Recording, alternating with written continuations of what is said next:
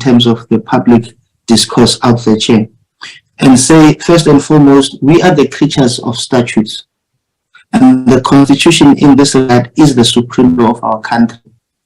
Any provision in our legislation that is in conflict with the Constitution will always prevail. And Constitution in this regard will forever remain our gospel. So why I'm raising this, in terms of section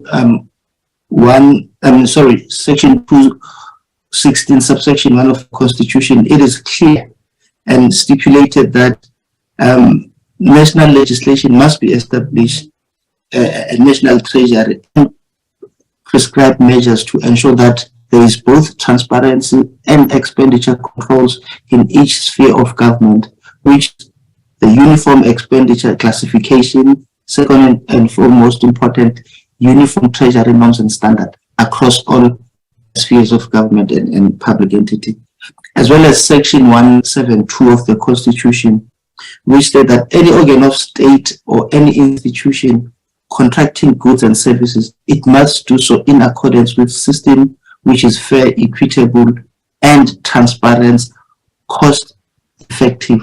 So, Chair, this is the premise of my engagement. In everything we do when dealing with public purse, these matters, Chair, ought to be taken into consideration. We are mindful and respect separation of powers, and we are well aware that the executive authority of this country is vested within the cabinet. However, we are given key and important role as National Assembly, that of oversight and accountability. We all know that cabinet, both collectively and individually, is accountable to Parliament, not only on the exercise of their function, but the powers that they possess. So having, Chair, scrutinized, read, and now listen to the short presentation by the Minister, Chair, we welcome, first and foremost, let me state this up front, that sanity has prevailed and the Minister has considered withdrawing the exemption. But I wanted to say initially that it was our considered view that the request and the subsequent decision for exemption was irrational and unjustifiable given the current state of Eskom. And these are the following bases of my decision and firm considered view that such a decision was irrational and unjustifiable. Eskom has obtained, Chair, qualified audit opinion for the past 5 years, and these qualifications were mainly on irregular expenditure, fruitless and wasteful expenditure, as well as other material findings on the compliance with legislation. It is also important to note that these irregular expenditure, Chair, remain the basis of e-qualification for the past 5 years to date, which is from 2017-2018 to date. And these were increasing instead of decreasing, which is also a one factor, that these irregular expenditures, instead of them decreasing, they were increasing. Now, when Eskom attempted to receive qualified audit opinion, what it then implies was that all the aforementioned particulars would no longer be subjected to full statutory audit. Despite the fact that when you look into the closing balance for the past 5 years, you would realize that indeed this amount were increasing. When you look into the fruitless and wasteful expenditure for the past 5 years, they were ranging from 8 million to date. We're talking about 4.9 billion irregular expenditure. So to us, it is indeed a good initiative and a good move from the minister's side this morning that they seek to withdraw such. We don't know till when. The question that remains key and paramount, they are withdrawing this on the basis of the public outcry or on the basis of what the minister has alluded to, that further consultation and taking into consideration issues that are raised by the Auditor General into account.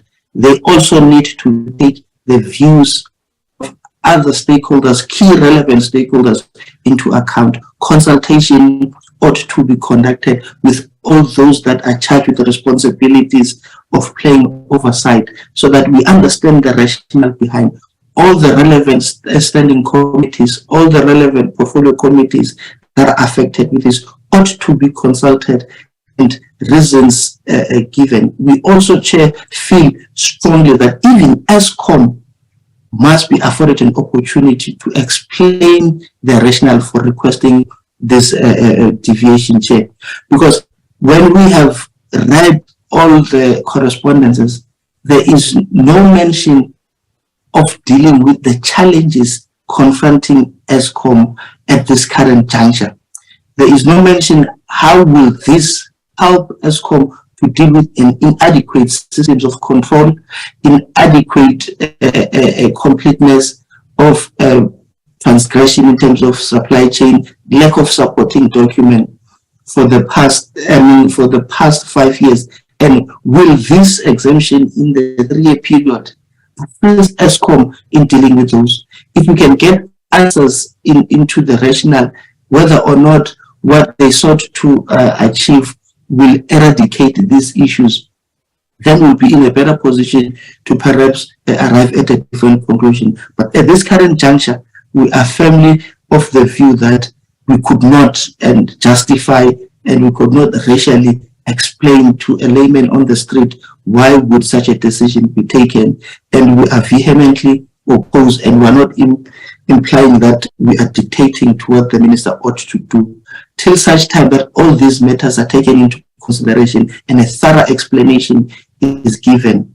Eskom at this current juncture should be preoccupied by putting measures in place to deal with inadequate systems control, and they must be able to timelessly detect and record all irregular expenditure, not hide them. They must be preoccupied with inadequate controls to ensure completeness of assessment of expenditure linked with transgression of supply chain, not hide it. They must be preoccupied with ensuring that they will be disclosing the full extent of irregular expenditure.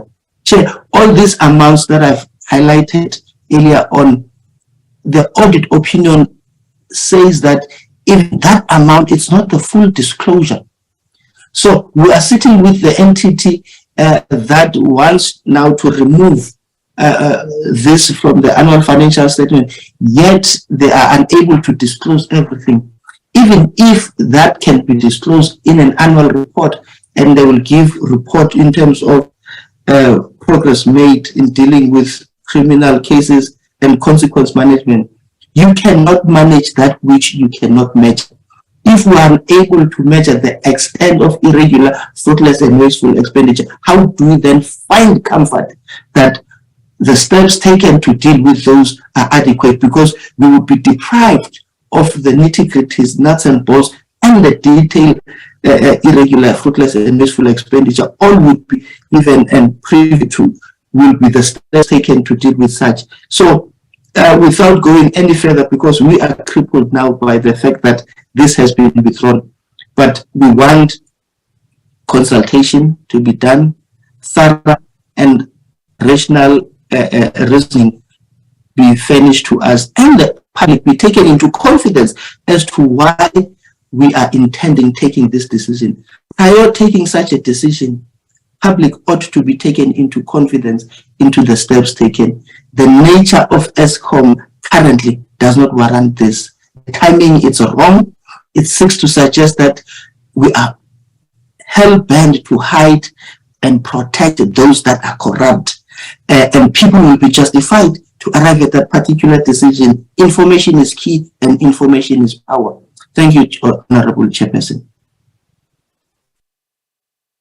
Thank you, Bungan. Honorable Somia, over to you.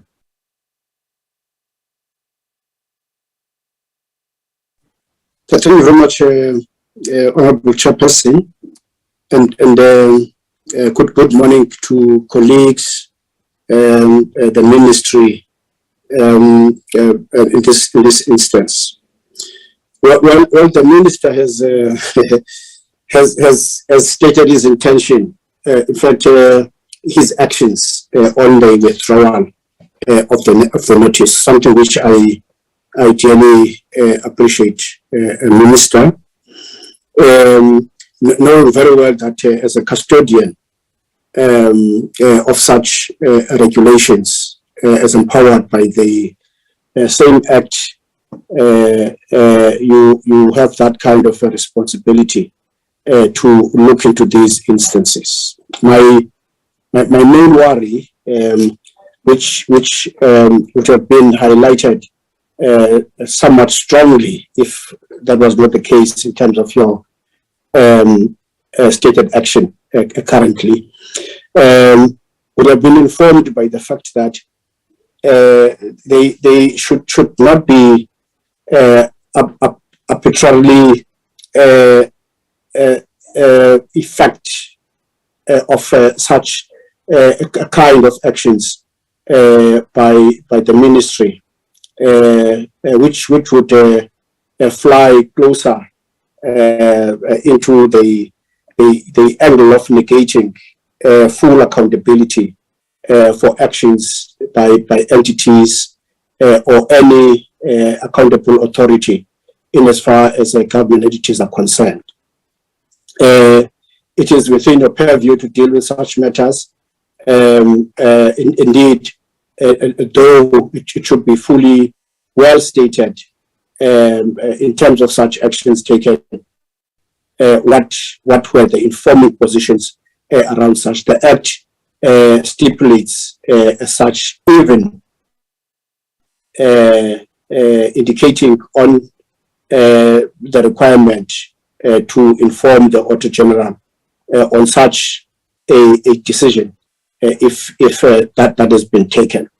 It's the same section 79 of PFMA, which deals with such departures from Treasury regulations, instructions, conditions, where it is stated quite clearly that there should be good grounds to approve such departures from Treasury regulations or instructions. And in this instance, the notice does not necessarily carry for us such an indication, something which I think need to stipulate such technical grounds which have informed the minister's decision around those matters. I'm saying so because it is the same ministry which has issued instruction note number 4 of 2022-2023, where the ministry has ensured that comes to effect on the 3rd of January 2023, and that coincides with the time when there's been withdrawal and some exemptions in as far as Eskom's application is concerned, because there's a stated and firm note of such an instance which deals with matters of irregular expenditure, which have to be disclosed in the annual financial statements on the mandated institution and not addressed, must remain in the register and annual report of the mandated institution, and they must be addressed. It must also be disclosed at a comparative amount in the annual financial statements. That's the instruction note number 4, which stipulates clearly that kind of intention, which is somewhat seek to be withdrawn in as far as Eskom is concerned. All this happens over the background of what the entire economy, the country, being shaky in as far as the international outlook is concerned. Looking into the recent grey listing, you see, of the country, looking into how Eskom has benefited even on the note 3 assertions, in as far as its own performance and outlook in as far as the procurement processes are concerned, which then begins to fly closer into the assumption that no,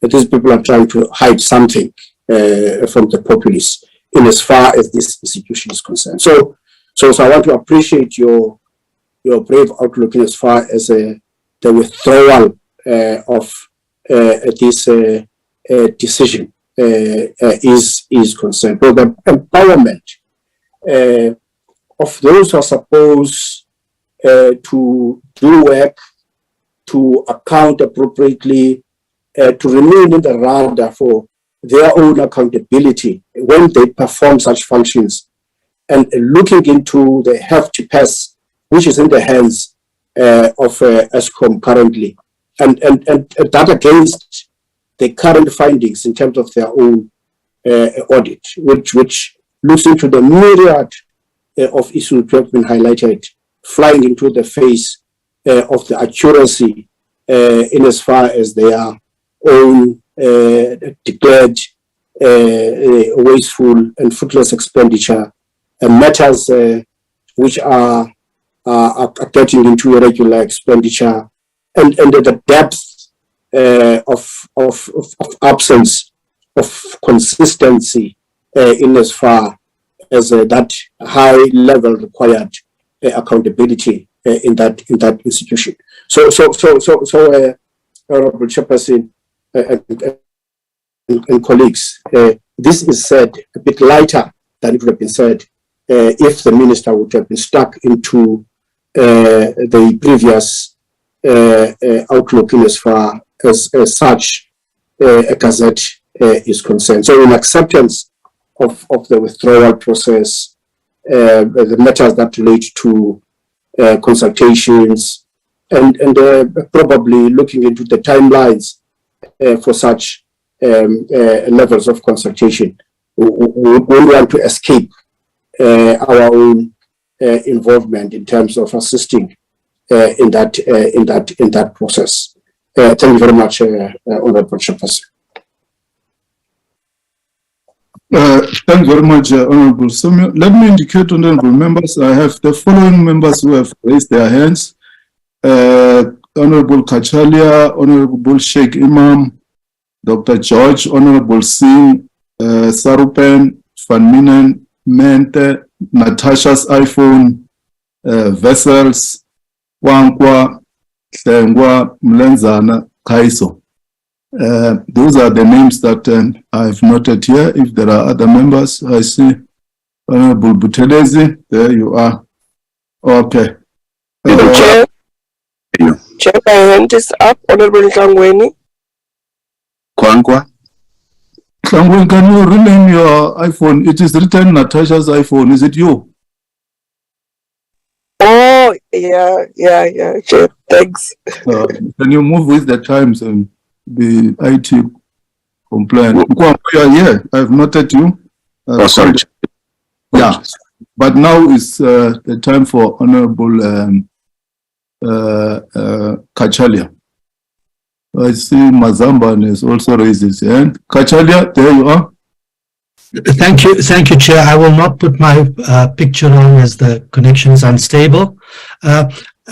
Needless to say, I'm pleased that the Minister has decided to withdraw the Gazette for now, pending review. I will make a few points and questions which may assist in framing or preferably relegating what was formerly gazetted. Firstly, is it possible to have sight of Eskom's letter requesting the exemption, because that will clear up the very intention of what was requested? Secondly, what exactly will Eskom detail in the integrated report schedules of wasteful, fruitless, and irregular expenses? Will everything be in that section? Thirdly, now that every local media outlet, newspaper, respected foreign papers like the Financial Times, numerous commentators, unions, opposition parties are all expressing significant, shall I say, disquiet about the exemption. How do you see it affecting Eskom's prospects of raising capital, the capital that it seeks?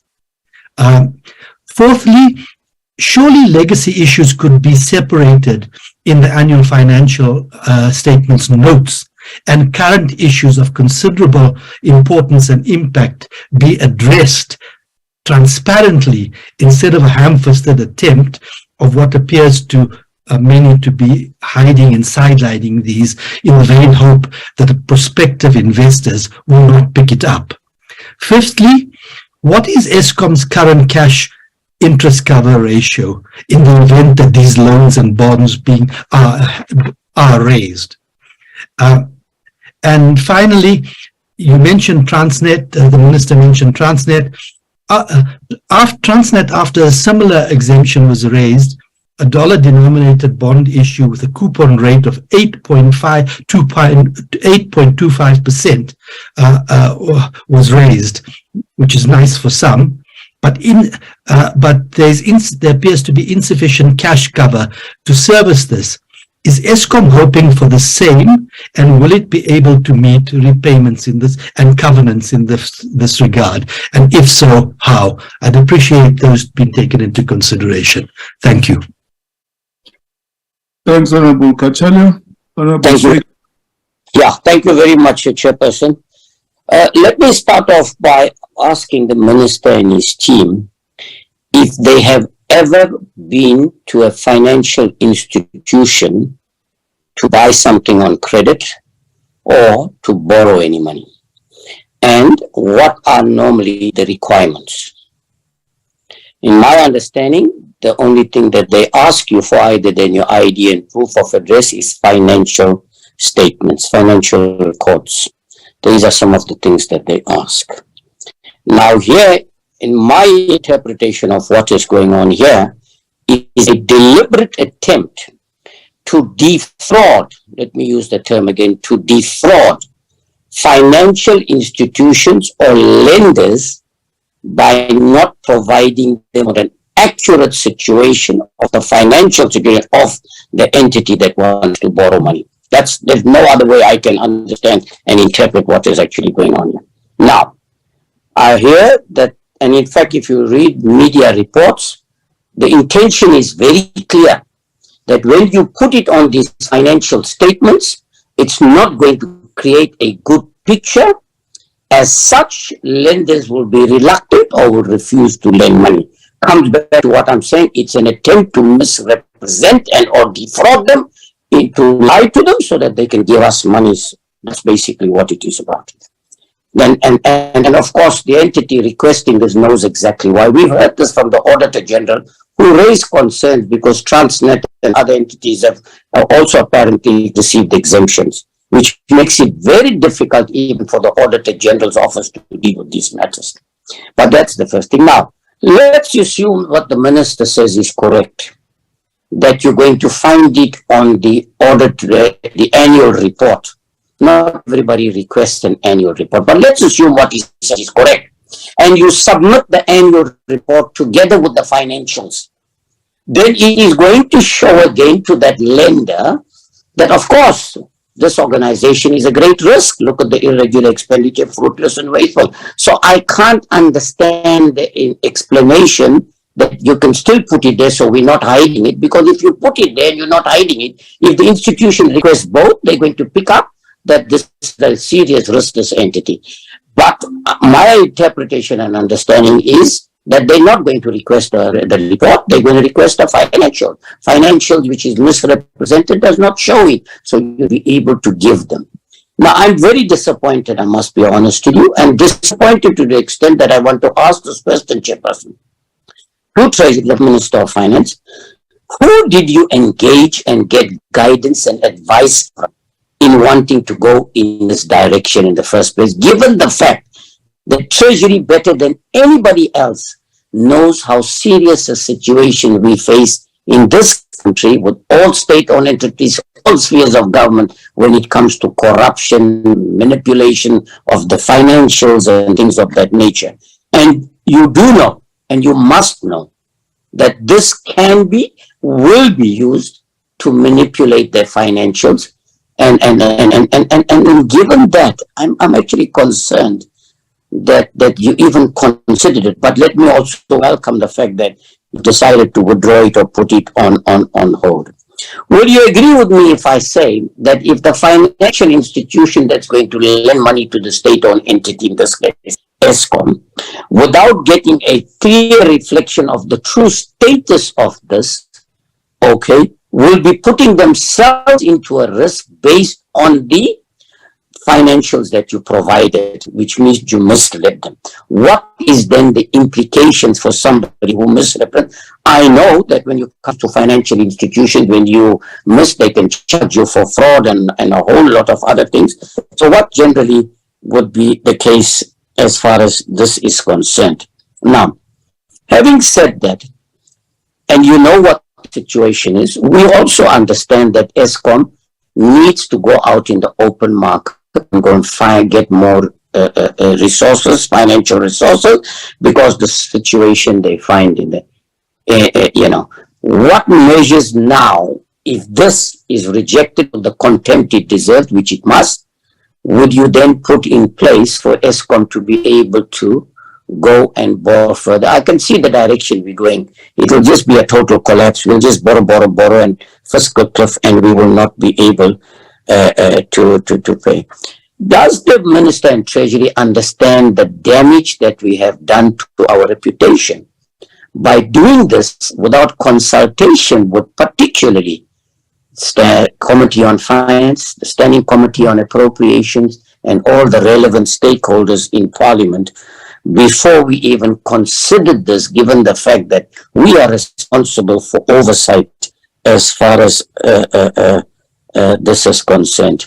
So, Chairperson, I think with having said that, I would like the Minister to explain, if this is not defrauding somebody, then what exactly is it in terms of his interpretation and understanding of what is going on? Because he puts a lot of emphasis on bailout we gave, that the Eskom finds itself, it's in a situation, okay, where we can't give them more bailout. I agree. Okay, they're going to need more money. Is the Minister saying then Eskom must go out there, lie to the people and get this money, but do whatever you want to do, including lying, to get this money so that we can go forward? Thank you very much, Chairperson. Thanks, Honorable Sheikh Imam. Over to you, Dr. George. Thank you, Chairperson, and thanks to the Minister and Treasury for their inputs here. I must say that when I first saw the exemption, I actually thought it was fake news. I was in touch with the Minister, and he knows very clearly that I thought it was a really, really bad idea. So, what it has done, it is, in my opinion, I think it has actually damaged our reputation even more than it already was damaged. I mean, we grey-listed already. We're considered to be not a transparent player. And here was to be frank, a pretty amateur attempt to try to fiddle the system so that we'd get a better audit outcome, so that we would be able to attract possibly cheaper capital into Eskom that we know needs it very desperately. I mean, without going into the Transnet situation, I mean, if you see there that information was not transparent, and then the big bond issue after that, I mean, that's seriously problematic. But anyway, if we focus here on this particular situation, I would like to know who advised the Minister on this. We do, as mentioned earlier, have a competent Treasury. So that advice must have come from somewhere. And I think we need to be clear on where it came, because it was really bad advice. Also, what other options were considered here? Nobody wants Eskom to collapse financially, because we know what that means in terms of our electricity supply and the impacts on our economy. So what other options were considered, given we know the problem at Eskom and the fact that it is riddled with corruption, etc.? And then also, what I want to know is, was there pressure from the Auditor General? Because I haven't spoken to them, but I would expect that they would be extremely unhappy with a situation like this, because it is important, vital financial information that by law is required to be audited, because this is public money. So I want to know whether the Auditor General, and they're not here today, but whether there was any comment or pressure from them, because I would expect that should have been the case. And then we need to think about the way forward. Now, obviously, in my opinion, we've gone through an amateur hour here. And now everybody's looking at Eskom and saying, well, you want to hide stuff. So clearly there's a big problem. So what is that big problem? So that already puts people off. The rating agencies, I'm sure, would have an even closer look now than before. So it's like waving as a red flag. And we know that Treasury does not have enough money to completely bail out Eskom. Yes, there's going to be likely a transfer of Eskom's debt, or a big piece of transfer of Eskom's debt onto the national balance sheet. But it still needs to attract investment for its operations. We know that. Why? Is because it is not viable as it is at the moment. So another of my questions here is that government was saying that Eskom would be unbundled and that a viable financial model could be worked out, which I think is possible. But that government now backtracked on that. So I would like to hear from the minister is, what exactly is the plan? Because if Eskom isn't unbundled and there isn't some kind of a plan that people believe to be credible, then investment will in fact dry up, and then Eskom will actually financially fail. And we don't want that to happen in the absence of a better alternative. Also, what I want to know is what is the time frame on this plan now? Because the minister, I want to be clear. The minister is saying that this is withdrawn. Is this now completely off the table? I think we need an assurance that this is off the table. There isn't going to be this exemption, and another one isn't coming. So that's the first thing, which starts to remedy the problem. And then, so once that's clear, is then what in fact is the plan? How will investment actually be attracted, given that there is likely to be a disclaimed audit opinion and possibly a rating downgrade? We do not know. But what is the actual plan here? Thank you very much, Chair. Thanks, Dr. George. Honorable Singh. Thank you, Chairperson, and I greet all the other chairpersons online and all the colleagues and the Minister once again. Honorable Chairperson, I think what has happened over the last few days leaves a bad taste in one's mouth.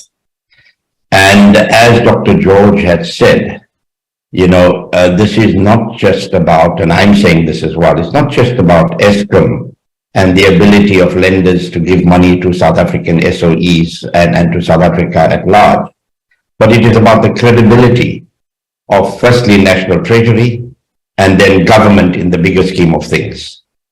Now, I believe that certainly what has happened will have the opposite effect.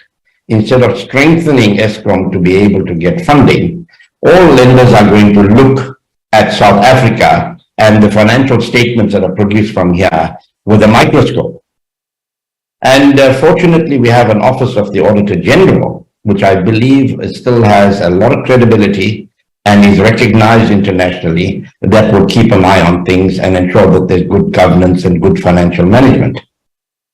Chairperson, it is for that reason that in the beginning, I asked whether the Auditor General was invited to this meeting, because I believe, and I still believe, that the Office of the Auditor General is a key role player in all of this. And as I think Honorable George asked as well, was she invited and why was she not invited? Having said that, Honorable Chairperson, I think sanity has prevailed, and we welcome the fact that this gazette has been withdrawn, or this announcement has been withdrawn, because in the eyes of the public and even in our own eyes, it seemed to be what we would call a statutory cover-up, where people are not putting their hands in the cookie jar, but we are trying to manipulate things so that we can be made to look good. So I think we need to get to the bottom of this to find out exactly how this decision came about, where consultation took place, which officials, if any, were involved in recommending that this decision be taken. And further, Honorable Chairperson, I think, the lenders are not going to be fooled by this. surely they would have recognized that there is non-compliance with the PFMA and non-compliance with financial regulations. And perhaps there's a better way of making Eskom look good if that's what we want to do. Because certainly Eskom is a swear word in our country at this moment in time, not only because of its financial management, but because of the load shedding that's taking place on a regular basis and seems to be increasing since the strike or the shutdown was called a few weeks ago. It seemed to be fine for a day or two, and thereafter it's increasing. Now, and we're not hearing much from the Minister of Electricity as to, what remedial action is being taken to ensure that we, go back to stage 1 or stage 2 if necessary, and not where we are at the moment. So we need not and we must not compromise good governance. And I think the last question I would want to ask is that, as Dr. Honorable George had asked, the Minister said at the moment that he would like to consult. Now, does that mean this matter is still on the table? Because as far as the IFP is concerned, this matter should be taken off the table and alternative ways be found to strengthen Eskom. In fact, billions of rand are given to Eskom in the form of guarantees. And surely there must be more options. And I'm disappointed as a person that's been in politics for so long that this idea came up from National Treasury, because we hold National Treasury in high regard and in high esteem. And I hope this doesn't dent their own credibility. So I'll stop at that and see how the Minister and Treasury would respond to some of these issues. Thank you very much, Honorable Chairperson. Thanks, Honorable Singh. Sarban.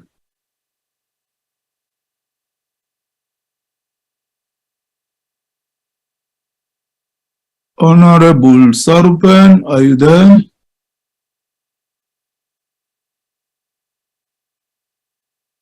Okay, I'll come back to you. Van Minen.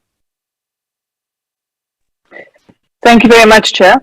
I really want to start with the Honourable Hadebe was right when he talked about transparency and accountability. And I think what we have here is a real situation in this term where we've had COVID that very much prevented the South African taxpayer from being involved with holding the government accountable and seeing transparency. Then we had Parliament burning down, which has made the situation worse. And frankly, we're now at the position where an attempt to stifle the transparency of Eskom can really be seen as a third attempt to exclude the South African taxpayer from what's actually happening at Parliament. I really want to agree very much with what Dr. George said and really add my voice to asking, how is the original decision reached? Who was involved with that decision? And then the fact that it was withdrawn, does this indicate that there is conflict in Treasury? Is there conflict with the AG? How did that happen? Because we're now sitting with a situation where Eskom is really looking rather bad in the eyes of the public, because it really appears that after all the reports that we've heard of corruption, of wasteful expenditure, of financial losses, that we're dealing with it now by simply trying to cover it up. And when there's an outcry, everyone then backs down and decides not to cover it up, which in and of itself makes one really look at those statements with a very jaundiced eye. So I think there needs to be accountability, there needs to be transparency, and we really need to be taking into the confidence of Treasury to understand how this whole debacle happened. Thank you very much. Thanks, Honorable Van Minen. Honorable Mentor, Veronica. Thank you very much, Chairperson, and good morning to everyone in the meeting. Chairperson, first and foremost, I must stress the disappointment. I think because National Treasury does not have a DG, and maybe because of that, this is why we have strategies that are out of place. In fact, strategies that are very criminal in nature. Because concealment is a criminal offense. So I know we are with the Finance Committee here. I think it should move with speed in putting pressure on the issue of appointing a proper and a DG that's going to deal with the affairs of the public purse in this country. Chair, the laws of this country are very simple. You know where we have to picket, if we have to protest, you simply inform the police that we are going to be protesting at this time from this point to that point. Just make sure that you put systems in place as law enforcement so that there is no disruption on any other persons and businesses that has to take place at a time. But when it gets to the public purse, there's strict regulations, many laws, and none of those laws have a room to be breached. So here we find a letter from the minister, and it's safe to say right now that with no consultation at any given point to any of the bodies that regulate the expenditure and the procurement processes of government, which is a very dangerous route that could simply create precedents in all turnaround strategies by the municipalities that are dysfunctional, that by any other SOE that is dysfunctional, and this could cripple the state fiscals. I don't know if the minister thought of that, because once you set an example and you build a case in trying to conceal expenditure, any other person can utilize that. And even if you go to the court of law, when you deny the same process to be utilized by other arms of state or municipalities or state-owned entities, you cannot win when you have a successful case study which has been utilized and allowed to roll out. Now, this did not only undermine the powers of Parliament, as separate as the arms of state may be, but they cannot undermine each other. This does not only undermine the powers of Parliament, but it undermines this entire country's citizens in saying, with the current 2 trillion collected by SARS, the state can decide to exempt all elements of expenditure in that. And nothing will happen. We are simply showing the public a middle finger. We're telling them we can exempt. It's okay. And you cannot touch us. You can't even use Parliament to touch us. We can tell you as the executive how we use that money, and there's nothing that can happen to us. It's a wrong, Minister. It's a worse and dangerous path that we have chosen to take. And I agree with my colleagues. We are owed an explanation on how did you arrive at such a decision. Another thing, Chair, disclosing in a broader annual report, it's not accounting,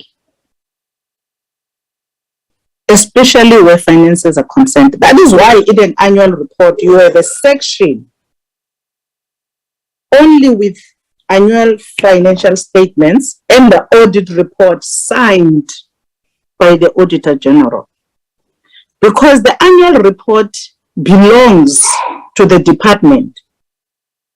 They say what they want to say. The opening page of the annual report is signed by the department, by the minister, by the DG, and it's their report. They will tell us what they want us to hear. So AG cannot do anything. And none of the people of South Africa can even whistle blow. We're sitting with an Eskom that have made payments to people who did not deliver a single service.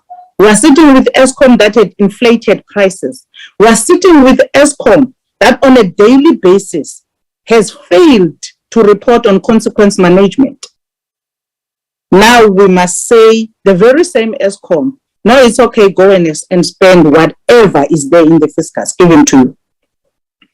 And we cannot be part of creating such a precedence. It's wrong, it's criminal, it's against the law. So the broader annual report is not an option, it's not provided for even in the laws. Exemption is not concealment. Exemption still is subjected to disclosing every single transaction. Now, Minister, I'm going to advise you, I think colleagues from SCOPA, we have dealt with the issue of RAF. And this, what we want to do, is very similar to what RAF wanted to do, of introducing a new law that is not our law. And the court has got an outcome on that. I think you must go and read that outcome. This thing of not having a DG is a problem because they should have familiarized themselves with other entities that have attempted to conceal expenditure in South Africa and what had been the implications and consequences of that. So to avoid being taken to court for this, because it will not be allowed, there is a question which is asked by colleagues, can you assure us that this will not come back? If it comes back, you are going to court. That I can assure you. Because you can't introduce a law which is not passed by Parliament and use it without passing the test of time. It's criminal. Now, there's an issue of new loans that I also want Minister to explain to us. Because as far as I understand the conditions of government recapitalizing Eskom, is that you are not going to go and borrow any new loan, but government is going to assist in shaping Eskom up. If this new minister that came to Eskom is in a game of borrowing more money that we don't know of, and then at the very same time, we must not have financial statements, we must not know who... Let's be put in a clear picture. Where is this engagement of new loans coming from? Because that is not part of what we understand at a parliamentary level. We understand that Eskom is not going to be engaging in borrowings, rather engaging in utilizing what the state is affording and utilizing that effectively. Then there's an issue of the Auditor General and the consultation. I want to understand from the Minister, where do you place Auditor General in all of this idea? Are we undermining Auditor General? Or are we simply saying their role is not welcome at Eskom? What's going to happen to the current financial status of Eskom as disclosed in the previous financial year? How are the consequences of those financial statements going to go about? What's going to happen with the auditing of Eskom? Put us in a clear picture. What are you saying exactly if you are trying to say expenditure must not be looked at? The last one, Chair, is the role of SCOPA. We as SCOPA we cannot be rendered useless. When you render Parliament useless and rendering all forces of Parliament that should be policing financial affairs and the public purse, we are not going to allow that. We are not going to accept that. Our role as all financial policing mechanisms of Parliament is to make sure that everyone follows the law and everyone accounts to Parliament accordingly until such time that the Parliament itself adopts a new law, which is never going to happen anyway, which allows such a route you wanted to take. Thank you very much, Chair. Thanks, Honorable Mente. Hlangweni, over to you. Chair, you are problematic. Like, how do I talk after my senior? It's you are very problematic. You should have at least noted. Why did you raise your hand after your senior? No, my hand have been raised the whole time.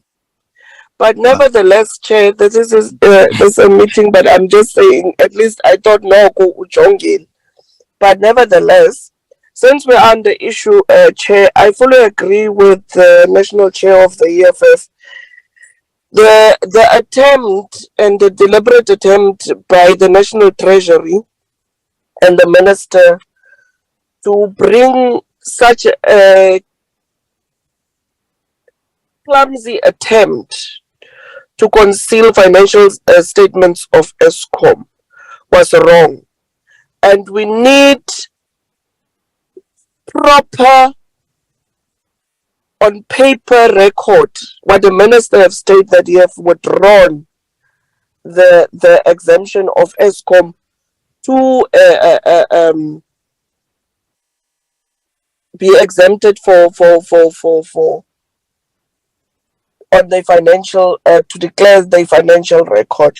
Chair, it was the CEO, Andres de Reichers, that came to Parliament. They even had to leave in the Scopa, I think it was last year meeting, because they didn't have proper records, financial records, or they didn't want to declare the records.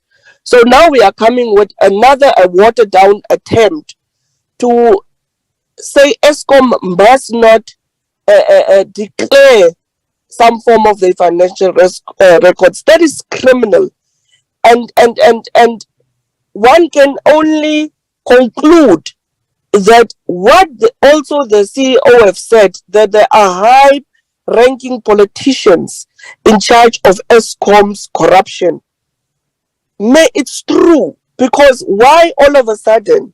It's the minister that came to us in his budget speech and said they will bail out Eskom with 250 billion for their debt, and there will be certain strict conditions.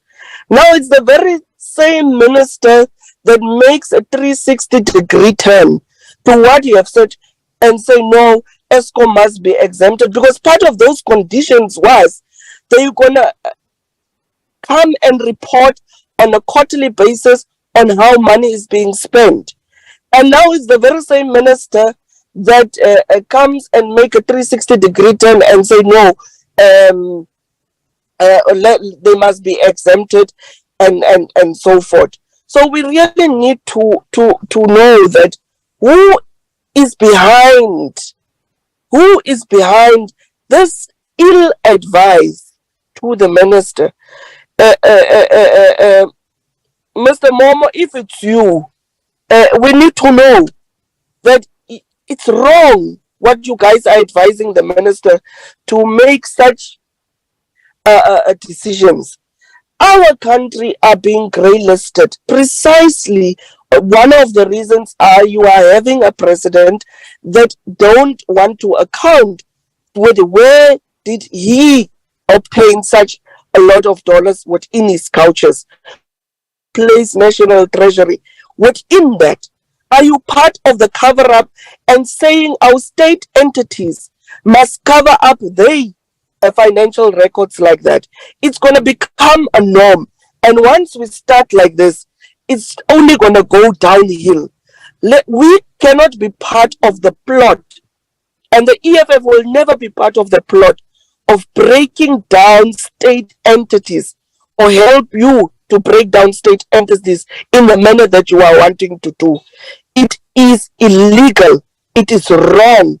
Taxpayers expect from us as members of parliament to block such irrational decisions that National Treasury, together with the minister and whoever the other four politicians that he wants, the minister is attempting to protect.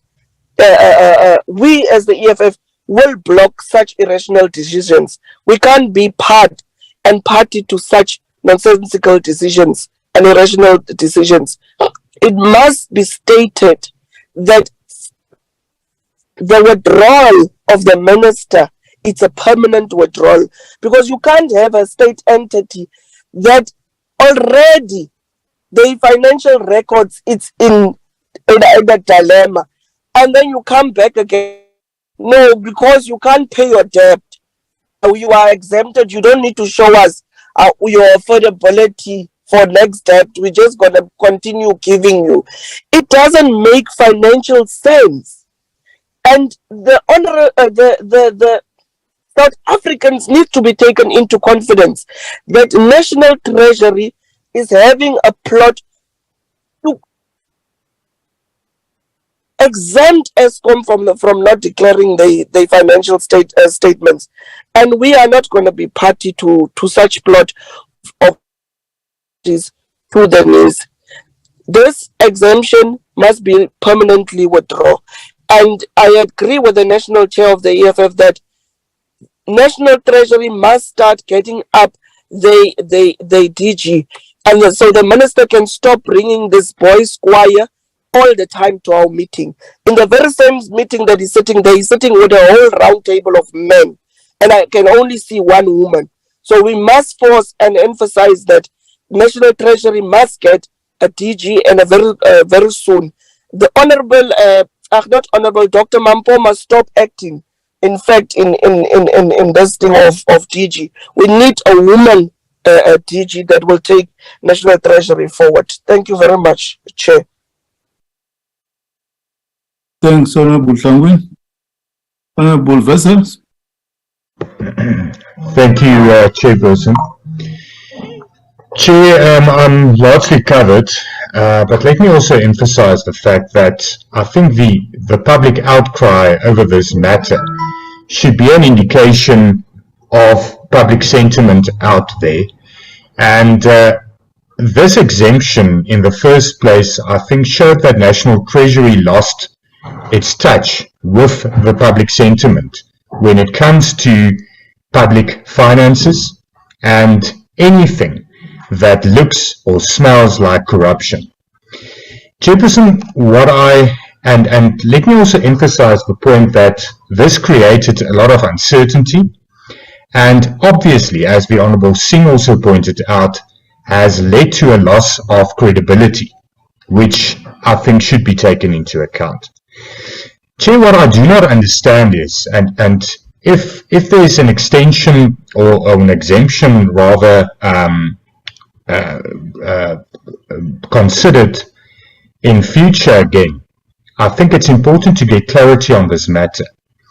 The Minister mentions, and if one reads news reports on this matter, it's said by National Treasury that the irregular expenditure and fruitless and wasteful expenditure would have still have been stated or declared in the annual report. And a lot of colleagues have mentioned the problem with that, or how that can be problematic as it's not in the annual financial statements.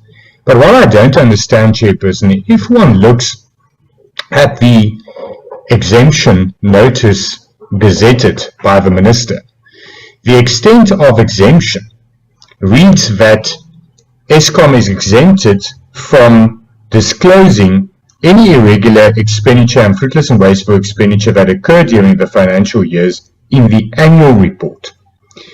And then the letter of the minister to the chairperson of Eskom obviously refers to what he mentioned today, that certain or when there's criminal activity, irregular expenditure that holds that's criminal of nature, that should be declared in the annual report.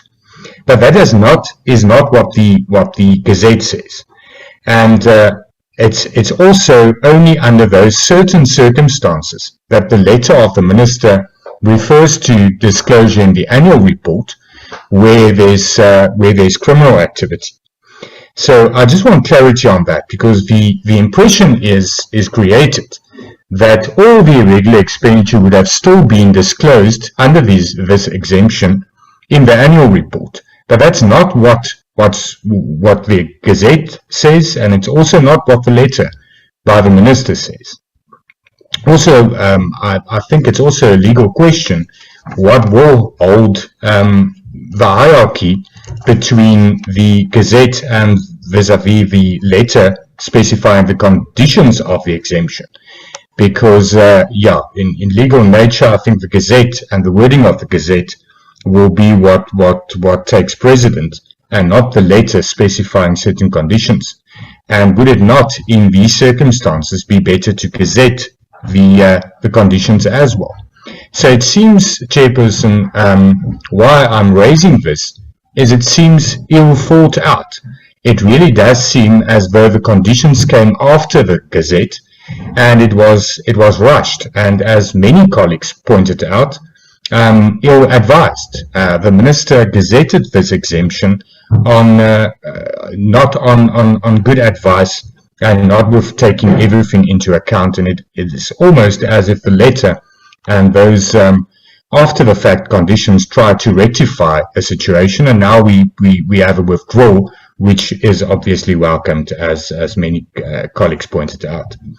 Chairperson, what's also not understandable is how would it have worked and how would there have been an assurance that expenditure that were occurred or will be occurred in the next financial year under this exemption that is criminal of nature, that all irregular expenditure is investigated to conclude that there was criminal activity. If it's not audited, there's no assurance that those action steps are taken with regards to irregular expenditure to have it in a irregular expenditure register, to investigate it, and to then conclude on the nature thereof and if it is criminal or not, and if there should be consequence management or not, if there's no audit on it. And that's why this exemption does not make sense at all. And I would want to have an explanation as to the thinking. How would there have been any assurance that these investigations were conducted or will be conducted if there's no audit of the irregular expenditure register, because it's not contained within the annual financial statements. Chairperson, I think colleagues have covered the rest of my questions, but I think it's extremely important that this serves as a lesson that these type of exemptions and these type of actions are not regarded in good faith by members of the public out there, and that the concern of the public and the eyes of the public is on all type of actions that seems like a concerted effort to cover up any wrongdoing or criminal activity or corruption. And it's really bad that this situation has occurred, and that the credibility of National Treasury and Eskom has been further tainted. Thank you, Chair. Thanks, Honorable Vessels. Honorable Kwankwa. Chairperson, thank you very much. Chairperson, I first want, perhaps I I hope I'm sitting with the same act. Chapter 12 deals with exemptions in the PFMA Act. And it says, the minister by notice in the National Government Gazette may exempt any institution to which this act applies or any category of those institutions from any specific provisions of this act for a period determined in the notice. Right? There lies the problem. Therein lies the problem. Firstly, is that if you look at the act and how we've actually written this specific section of the act, it gives the minister sweeping powers. So we are part of the problem. So I don't think while we must condemn what has been done, I think we should take responsibility to a large extent for what has happened. Why? Because then we should amend the section to make sure that all the institutions that are relevant should be contained in that section. In other words, we must set parameters for such an exemption. If, say, for example, we agree that in future there might be a need for such an exemption to be considered, it should not be just be entirely up to the minister to make that decision. But secondly, part of the problem as I read this section is that we should perhaps do exactly, because then the section itself does not then give powers to the minister to say you can decide to tuck some of the information away into what I prefer to call as a PR document, which is the annual report. It only say you can exempt an entity of the state from being able to publish whatever information, but for a certain period, and it leaves it at that. So where does this part where we say you can take this information and tuck it away elsewhere, where does the department and the minister get those powers from is another issue that we need to address as Parliament and as this collective. Because the implications of this, it means that anything that makes people uncomfortable when it comes to accountability can be tucked away because it's an inconvenience, tucked away in what you call an annual report, which is really a PR document, which always attempts to sanitize problems and to downplay and water down some of the governance challenges facing the entity. Those who have spoken before me are quite correct in saying that we should be dealing with the underlying root causes of the problems rather than trying to paper over the cracks. Governance problems have always been a perennial problem at Eskom.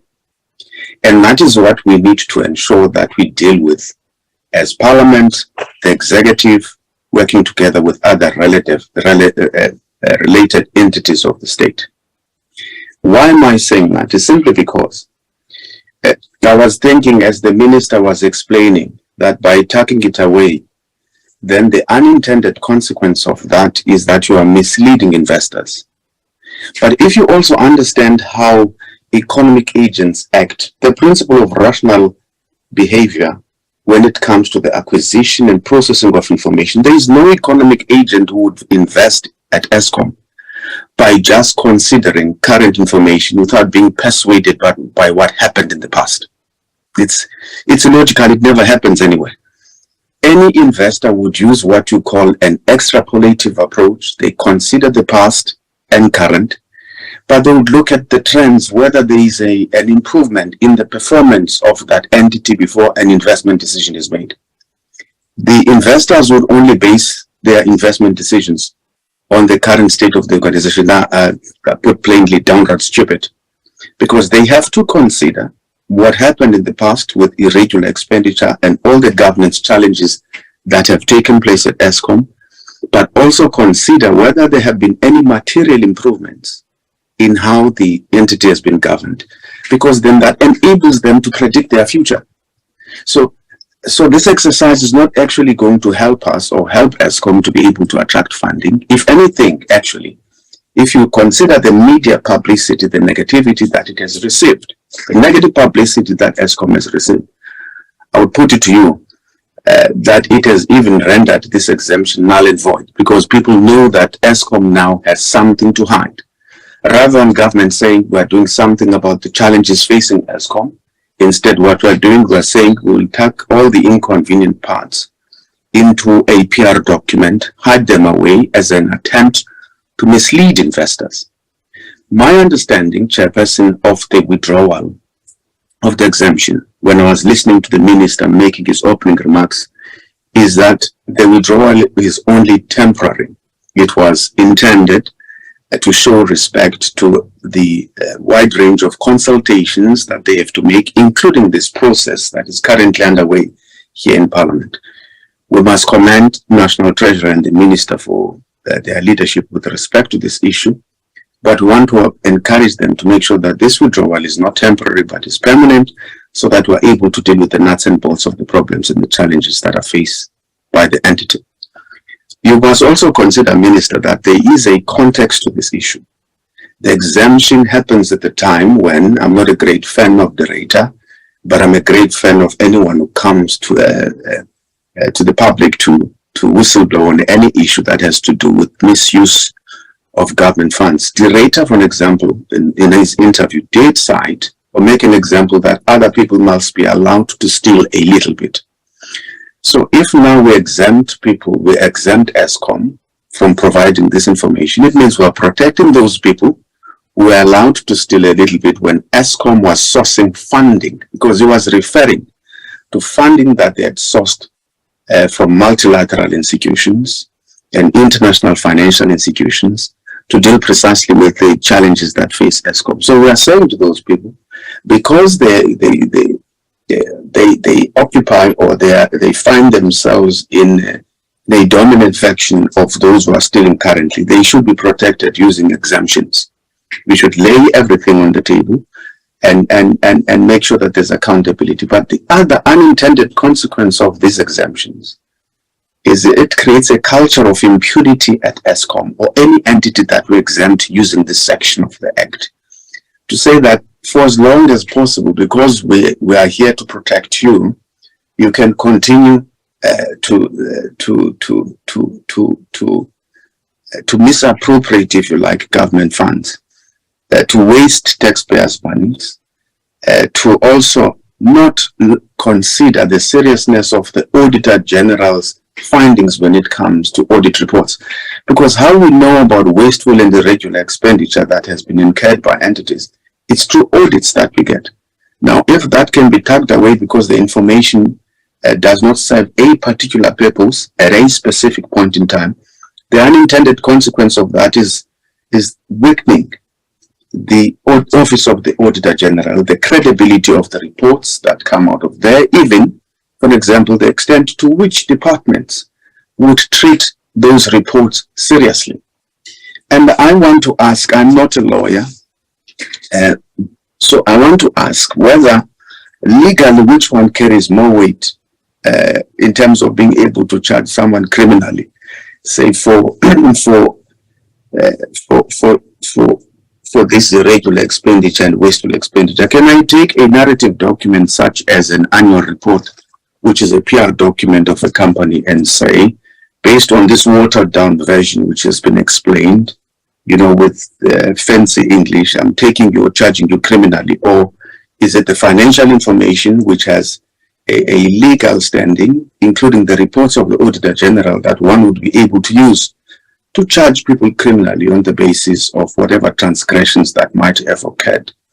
But fortunately, a number of stakeholders, ourselves included, if there seems to be no appetite on the part of the minister and the department to review the step, would have to seek recourse elsewhere to find out as to whether this is in favor of accountability, it's also in favor of transparency, and whether it's in favor of proper financial management of the taxes and the income of South Africans in general.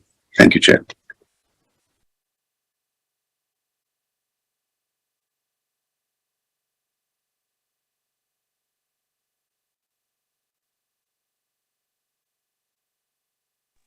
Chairperson. Chair, wait, who was next on the list so that you can... Chairperson. I'm here. Next is Hlengwa. Sorry. Thanks, Chair. Colleagues, look, I think a lot has been said, and the difficulty is that some of the pertinent questions which one would want to build on have not been responded to, including but not limited to the scope of consultation which was exercised by National Treasury in implementing this particular exemption. So I hope we can get a response to that, because it's quite clear from the outset that this is a malicious compliance with the law, that whilst the provisions of Section 92 of the PFMA may apply, the expectation is that the invoking of any legal section, it has to be rational, reasonable, and responsible. In this case, that has not happened. If the minister now says, well, we'll have to go back and consult, because the reasonable, rational, and responsible course of action would have been to do that prior taking this decision, which therefore means that even this withdrawal now is not a withdrawal which is done in good faith. In fact, it seeks to circumvent this meeting in any further public probing or public accountability as a means to say, let's go back to the drawing board and then come back with what is supposedly going to be a legitimized process. So in fact, the decision is fair accompanying that it has been taken. What is absent is the reasonable justification as to why the exemption was given.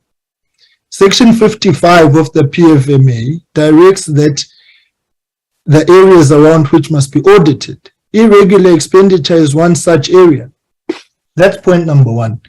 So actually what we are seeing here now is an element of legislative gymnastics which does not actually augur well for the legitimacy of this process. The second point, Co-Chair, is this.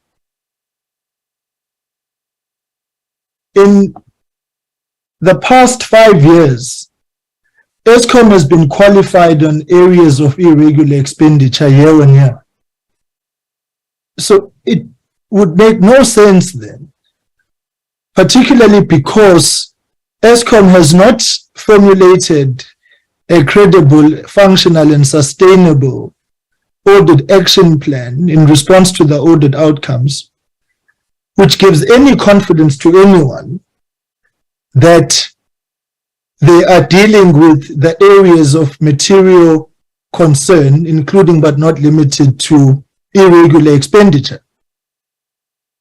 And so now, to clean the books, to sanitize the books of Eskom, we come, with a manipulation of the law, really, on a key area which has been consistent and persistent for the past 5 financial years as contained in the audit outcomes. So nothing has changed at Eskom, and quite clearly nothing will change. And so the cop-out is to say, exempt us, because we are unable to deal with irregular expenditure. The final point is to actually emphasize, Chair, that Eskom does not have a functional, credible audit action plan. And Minister, it would be wholly reckless, dangerous, and irresponsible to condone that through an exemption. Whoever advised you misled you, Minister. You must be frank about that. Because the holistic picture of the state of affairs at Eskom speaks to the contrary of an exemption, but rather the tightening of legislative compliance, which has to exist at Eskom. We will not turn Eskom around by sanitizing the books, or by shielding things, or by willy-nilly exemptions, given the gravity of the situation. So, Chair, I think where the Minister needs to clarify us is, what does the "for now" mean, quote unquote? If the exemption is withdrawn for now, when does it come back? And for what purpose does it come back? And does he legitimately think it is correct to bring it back? From where I am seated, Minister, Eskom does not deserve an exemption of anything. An exemption exacerbates an already dire situation at the utility. So the advice I would like to present to you, Minister, is that don't withdraw this exemption for now. Withdraw it in its entirety, completely and forever, and insist on an Eskom that is going to conduct its business operation consistent with the law, and for National Treasury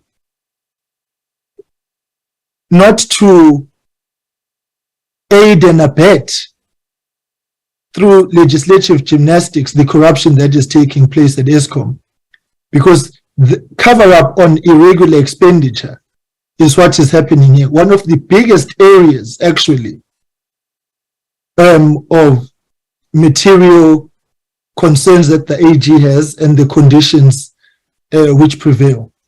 So whilst Section 92 is legally permissible for you to utilize, the absence of regulations in how you implement it, Minister, is what has landed us here, and that has to be corrected. So this course of action is one which we are strongly advising you against, Minister. Eskom must not get an exemption, because in doing so, we are not solving the problem, but making it worse. Thanks, Chair.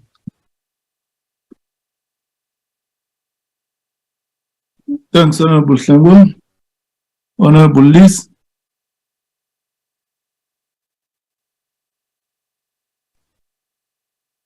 Honorable Liz, are you there? Good morning, Mr. Chairman, and good morning to some colleagues I haven't seen for some time on the Finance Committee, but good morning to everyone. Mr. Chairman, the discussion is correctly around Eskom, but the Minister mentioned Transnet. So my question is, has the exemption been withdrawn from Transnet as it has now from Eskom, and if not, why not? And second question, what other entities, departments, whatever, have been granted the same exemption, and are they still in place? And then the third question is, was this withdrawal of the exemption granted to Eskom in any way a result of negative reaction from international ratings agencies? What was the response of international ratings agencies, and did that influence the withdrawal? Then, Mr. Chairman, the question then really is that there has been a state of disaster declared for Eskom. Surely, if we're going to use that to give exemptions of some sort, which need to be rational and reasonable, then surely we must be looking at the issues that have been raised by Eskom, which are regulatory and inhibiting the operations of Eskom and getting it back on track. And there are many. So I don't want to list them here, but surely that's where we should be applying any kind of exemptions to ensure that Eskom pays the best possible price, no matter who the supplier is just one example. So thank you very much, Mr. Chairman.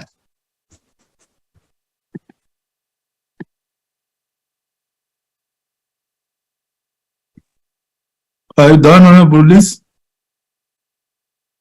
Slide.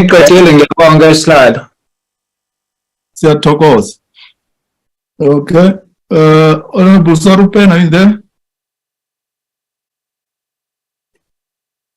Okay, it's not there. Let me take the next speaker, Honorable Mlenza.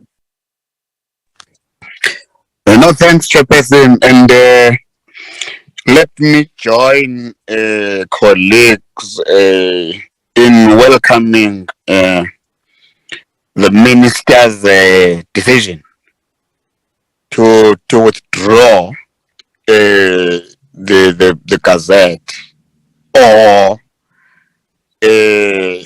because I don't want to quickly assume that he's withdrawing the Gazette, but perhaps let me say the Gazette or the application of section 55 subsection 2b of the Municipal Authority, the Public Finance Management Act. Chair, let me start by, I am not a qualified auditor, Chair. Let me make a disclaimer. However, the little I know of any auditor, sorry for that, would be the auditor would do two things. One, as in the case of what the minister is saying, that he has been in consultation with the Auditor General, and as such, after such interaction, felt that there are issues that have to be tweaked, and as such, they had to put the whole process on hold up until such time they have enough time of interaction. That is the one part that AG plays, which is the advice role. But then the second one would be the auditor, any auditor would be instructed by the supposed to be auditee and the government in our case, after which then the auditor will only have to ascertain as to whether what has been agreed upon is actually implemented accordingly. Hence then in this case, the minister could have, running short of a better word, abused section 55 subsection 2b of the PFMA to, once more lacking of a better word, Chairperson, spin or conceal or cover up the red flags that are always shown high by the audit opinion. You know, once more, I said I am not a qualified auditor, Chairperson. But there's one thing I know with the auditor, is that if you refuse, I may be using harsh words, Chairperson, pardon me. If you refuse to give out information which is sought by the auditor, whether private or AGSA, they will not force you. They will, through management letters, seek that information. But then if you continue refusing, then they will say in writing, as the particular auditor were unable to have an audit opinion. Hence we disclaim.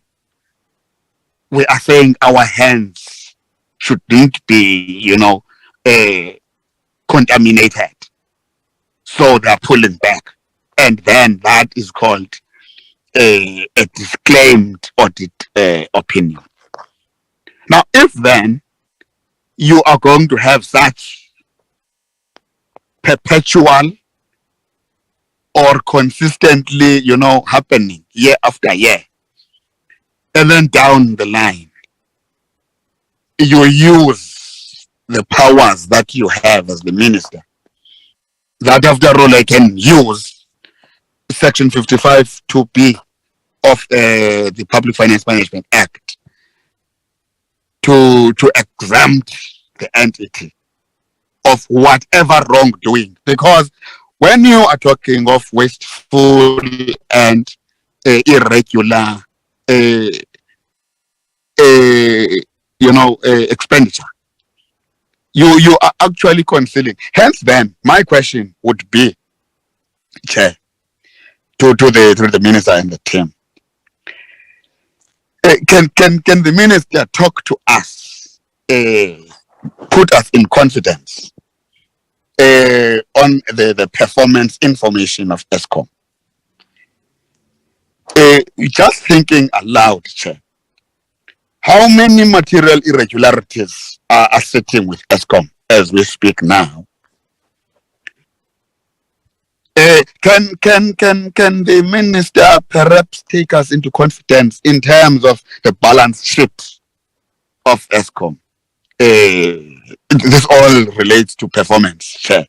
Then it could go back to, I've listened to colleagues here raising the question of the need or the necessity of going out for borrowing, after we had just taken a decision as Parliament to do two things with Eskom. One, we have just agreed on bailing out Eskom, and two, we have just agreed on treating Eskom or taking Eskom into another pedestal of treating Eskom as a disaster. Hence then, the declaration of a disaster as far as Eskom is concerned.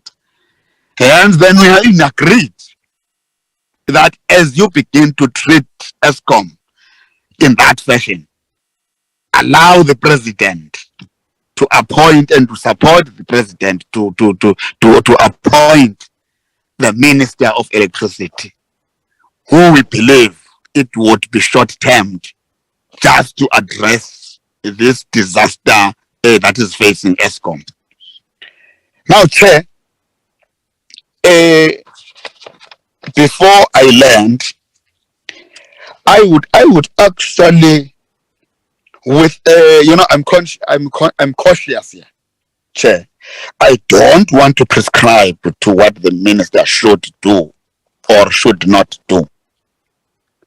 But in appropriations, we always say, this time around, we're not going to appropriate money and then turn our backs. One comrade would used to say, "Asbona abomanchingelane."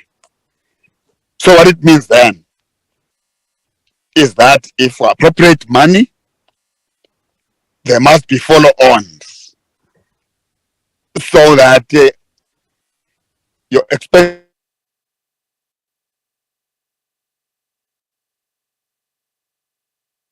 person, we have just done that. And now you are talking of this gazette, which perhaps I'm thinking aloud once more, I will be corrected by the minister. It seeks to assist Eskom towards a situation where they are seen by the rating agencies to be clean, whereas there is debt in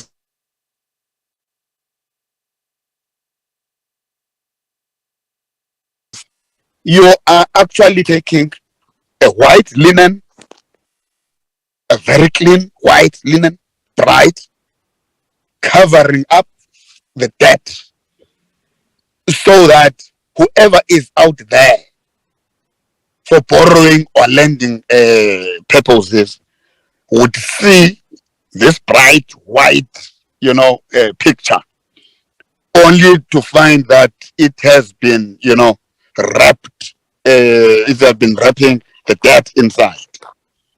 So, Chair, I am also echoing the sentiments which says, yes, Honorable Minister, it is good that you put this on hold. However, if you are thinking of coming back with this gazette, let there be a very clear stepwise approach into doing it. Thorough consultation, wherein all would be convinced on the need that what is it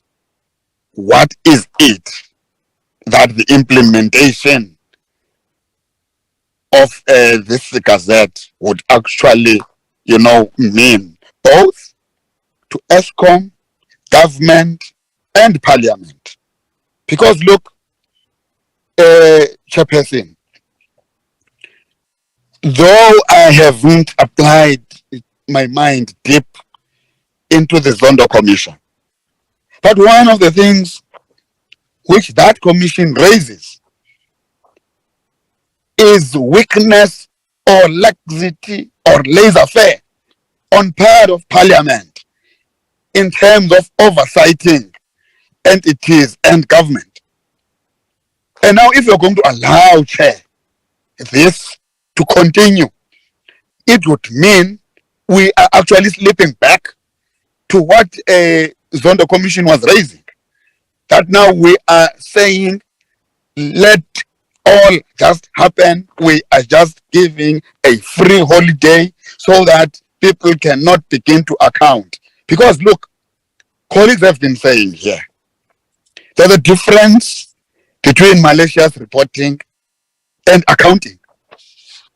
I am not a chartered accountant, but when you are talking accountant, Honorable Minister, there would be facts, figures, time frames, and all clear. There would be a situation where if there has been fruitless expenditure, how are then the follow-ons? If there has been irregular expenditure, what is it that has been done with proof? So I'm saying there's a lot that we still need to be armed about so that we can be able to happily say, yes, continue with the Gazette, Minister. Thank you, because at least some of the issues that I have noted are actually covered. Thank you, Chairperson. Thanks, Honorable Mlenza. Over to you, Honorable Kaiso. Thank you very much, Honorable Chair and members of this joint committee, Minister. Chair, without risking repeating what my colleague has just said, I also want to join the queue in appreciating what the Minister has explained before this joint committee, and appreciate that this matter will be withdrawn, that is the Gazette.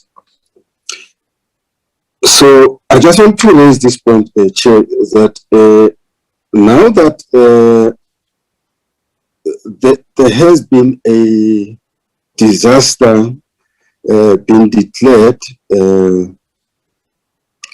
with regard to the matter related to Eskom and then electricity, I think everything that is being said here should not, exclude that existence of that atmosphere where there's a disaster. Also, as moving forward, making contribution as to how best we can assist in as far as, ensuring that Eskom plays or play that critical role it has been, mandated to do, because it is very central in ensuring that there's economic recovery in the country, and it's at the center. So we should not discuss it in such a way that it is isolated from already what has been pronounced from the office of the president, and also with the establishment of Ministry of Eskom. So it's a whole package that when the minister go back and repackaging is being done, obviously we are looking broadly that it is something that will be inclusive of what already it is now existing or being established as part and process that would assist Eskom generally to realize its mandate. Because I don't want to, speak above, the words such as exemptions, as if I'm a legal guru, because we cannot avoid that there is words such as exemption in the PFMA Act. So I'm very careful that I should not speak above such legal words there which are coined in PFMA. But we should acknowledge that there are instances where there are legal concepts that imply something there, which, as we speak, there's nothing that we can do up until we bring in a new subject altogether to deal with the word exemptions. But it is there. It's nothing that we can do for now, up until we do something about it. But BS, it doesn't mean that we should then do nothing, fold our hands because we are handicapped by certain concepts there. It still means that there's something that has to be done by the minister beyond this discussion, because we want to appreciate the ministry's invitation that no, okay, let us be together here, ourselves as these committees, collectively as we are, and at our individual space as committees, separate committees, we must then begin to make a submission or contribution as to how best we can, shape this, because it's not only the concern of these 5 committees, joint committees. It is it's an issue of the whole National Assembly to make sure that Eskom now become a fully functional entity realizing its mandate through our contribution. So,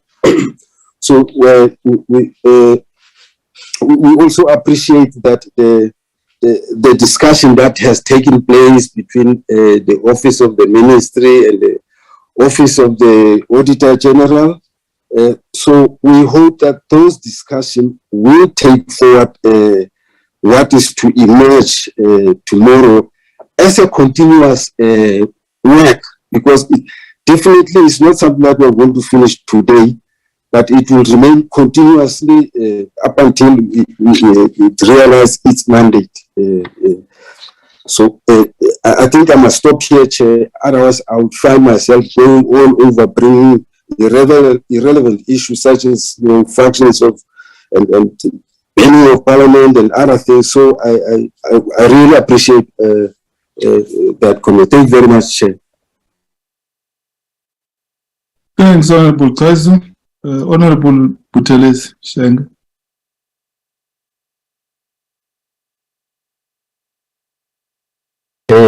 Chairperson Ngasangani, co-chairs Honorable Somi, Honorable Shenga, Honorable Makatwa, honorable members, ladies and gentlemen, thank you very much. Let me start, Honorable Chair, by just thanking the honorable members for availing themselves at a very short notice for this meeting. Thank you very much, honorable members. Invitations, I think they came on Monday, and here we are, or Tuesday, here we are meeting, showing the importance we give to the matter on hand. Honorable members, perhaps just to add on what Honorable Hadebe said, that the supreme law of this country is the Constitution. I'm just adding Section 2 of the Constitution, which reads, I quote, This Constitution is the supreme law of the Republic. Law or conduct inconsistent with it is invalid, and the obligations imposed by it must be must be fulfilled. One of those obligations, honourable members, it's for this Parliament to oversight and hold executive accountable. So there shouldn't be anything which is seen or which is done which should be seen to blunt or impair our ability as Parliament to carry our oversight responsibility. Chairperson, let me also join the honourable members in welcoming the presentation by the Minister, and also upfront also thank the Minister that he has decided to withdraw the exemption. Chairperson, economic agents, including bond holders, the rating agencies, taxpayers, and many others make decisions based on the annual financial statements, which means the reliability and credibility of annual financial statements are taken as a true reflection of the financial position of the company. That's very critical and it's indivisible. Hence our concern, Minister, about the application and granting of exemption of Eskom from Section 55(2)(b)(1) 1 of PFMA and Treasury Regulations 28.2.1. Chairperson, it is better to disclose, I would argue, the problems facing the company, be they wasteful and fruitless, so that users of annual financial statements can factor them in their decisions. In so doing, you can assure the public out there that you are doing something about your challenges. The other members have repeated this one, that we should be very careful that as government, as National Treasury, as Eskom, we are not seen to be misleading the public and the economic agents, the users of our annual financial statements, because they base their decisions on that. In fact, if we are not careful, we may be opening ourselves to lots of litigation, because down the line people may say we took decisions based on your annual financial statements, only to find out that the annual financial statements were not true. I think the global economic crisis of 2008-2009 is still very fresh in our minds, where companies were given clean bill of health, and 6 months down the line, they went belly up. And if you follow as to what happened, there were a lot of litigations following that. So the best thing, the optimal thing to do in these circumstances is to disclose, because what economic agents do, they factor in everything that has been disclosed and take decisions on the basis of full information, not skewed information. So what's happening with the exemptions, what I would consider to be an unintended a consequence of it, is that economic agents may just say, look, we gave you this money and we gave you this a rate. If we had this information, we would have given you a higher rate to mitigate our risk. So it's a very dangerous. We're treading on a very dangerous terrain. So we better disclose, so that when people take decisions based on annual financial statements, it should be based on the correct information. There's no information which we should think that in our own wisdom is not good for the public out there. Another problem, Chairperson, which I think should be considered as we deal with Eskom, is what I will call the negative contagion effect. What do I mean? The people out there will think that is how all other SOEs are operating. They are guilty of the same practice, because they'll say, why only at Transnet and Eskom? Is it not a practice of the SOEs and other institutions of South African government? So it's so our financials will be treated with suspicion, and rightly so. So I think that's another thing that we should be looking at. Honourable members, Honourable Minister, the proposal to assist Eskom by transferring about 250 billion rand of Eskom debt to the sovereign debt is aimed at assisting Eskom deal with this problem.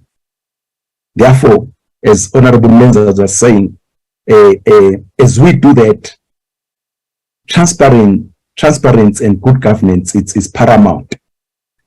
It should not just be done, it should be seen to be done. And all of us, South Africans, are also assured that as they assist Eskom in dealing with its problems, there is proper accountability. Again, as we are enjoined by the Constitution as Parliament, it cannot be half oversighting.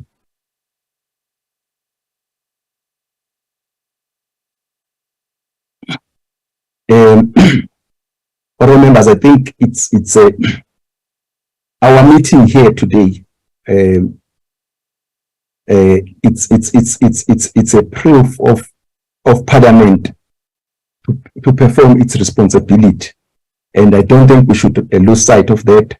And again, it's a proof of the executive to subject themselves to being oversighted by Parliament. As I said at the beginning, that in a matter of 3 days, here we are meeting and raising very serious issues. And it's also very important for me that the ministers decided to withdraw the exemption. That's important as to what prompted him to do that. But I think to listen to what the people are saying out there, it's also very important. I think people have spoken outside, and as these committees who are meeting today, we heard them, and we decided that let's have this meeting. Parliament it's in recess, as it were, but these committees decided that they will come and try to get clarity on these issues, and you would have heard how we have raised the issues, Honourable Minister, and you are saying that we welcome that you are withdrawing these regulations, because you might have had some blind spots when you were dealing with this matter, and the main issues which are coming out from this platform, and we appreciate that. As I conclude, honourable members, in whatever we do, Minister, National Treasury, please let's make sure that the ability of this Parliament is to oversight and play its constitutional role is not being compromised and undermined. I thank you, Honourable Chairperson.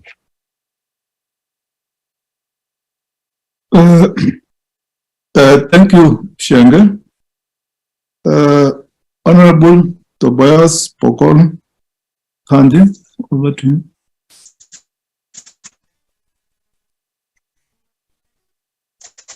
Thank you very much, Chair. Let me advocate on the block, very new, and then I hope by angling into the debate. Second to that, I must also upfront declare that I'm fresh from being a marketeer of the country into being an overseer, which is very complex in how the marketeers operates and how the overseers operate. Because having to look at the two, the marketeers look at the possible securing of investments, portfolios for the country, and make sure that any other matter is dealt with differently, as long as first and foremost you deal with how you market the country. So it's a very complex debate for me altogether today. Second to that, I need to say to Honourable Mlenzana, the centre must hold. The centre must hold in that it formulates policy. And because it formulates policy, the policy position that is taken by the country becomes the gospel truth of that country. Therefore, there is no dilly-dallying about where you stand with your policy formulation. Third to that, I need to speak to precedents that we have dealt with before by private companies in the form of what Steinhoff did and what KPMG did at a particular point when it was dealing with the misstatement of a financial position of a company. And Honorable Mlenzana gets into it in a very nice way. He says that an auditor is instructed by an auditee on what to look at, which is a debate that is currently short-lived because of the time management of the debate itself. At some point it will have to be unpacked and we will deal with it. And the other issue is what will member refer to Eskom, which is something again that will speak to a policy imperative. But upfront, let me say this. There's a difference, and that's what we need to all of us here today note. There's a difference between disclosure of irregular expenditure and accounting fraud. So we must not have mixed feelings about what it means. It's two different distinct issues. What is accounting fraud becomes the day when you have misstated your financial position. But if there is an irregular expenditure and it has not yet been disclosed, that is not fraud. So we must not be nice about words because we are afraid of the political environment and the polarization of a subject matter as we engage it. As to where you stand in the current conjuncture and the timing, it's a different issue for a debate somewhere because sometimes we are expeditious to try and want to explain the position.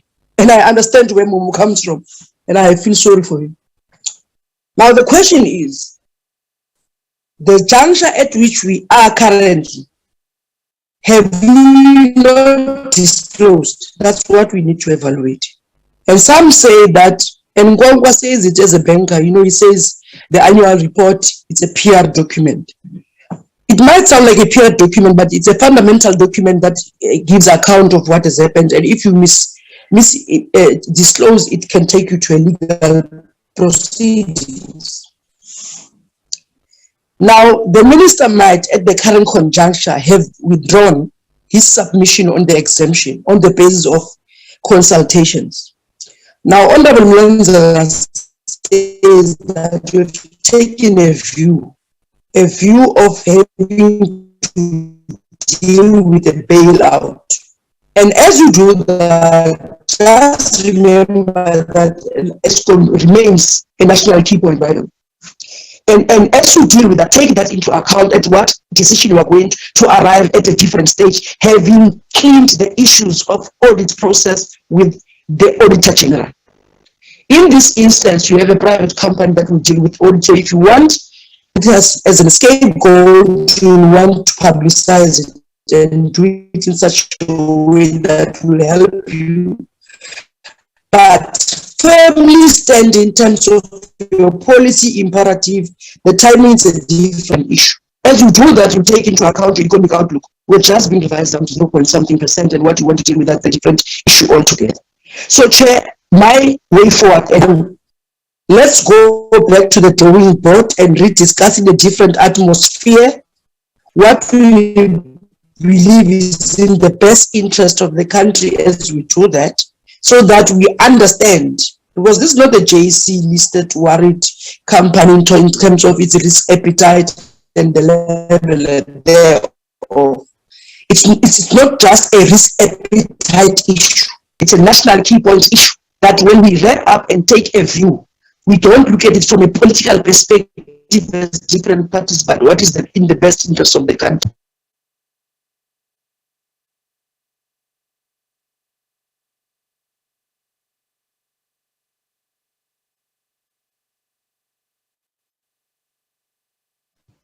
Not sure if you copied me. Honorable Pokola is still there, or we have got a connectivity challenge? No, Chair. I said let me post at that juncture. So I don't know whether you copied me as I was making the submission. Well, okay, thanks. Honorable Abraham. Thank you, Chair. Thank you so much, and greetings to the minister, members of the Treasury, members of political parties. Chair, let me say quickly that I have in a long time not had such unison between different political parties, and I think Honorable Sin summarized it nicely when he referred to a problem of the timing of the exemption, as well as the Eskom concept being a swear word at this point in time. I think, Chair, there were quite critical points that were raised by the AFF Plus, by the EFF, so much so that I found myself unfamiliarly nodding my head as they spoke, which brings me to my first point, Chair, because it tells us that the issue at hand is not just an issue of national treasury, but it is a national, if not international issue. We are a nation that has boasted so much about having the best constitution the world, one of the best constitutions the world has ever seen.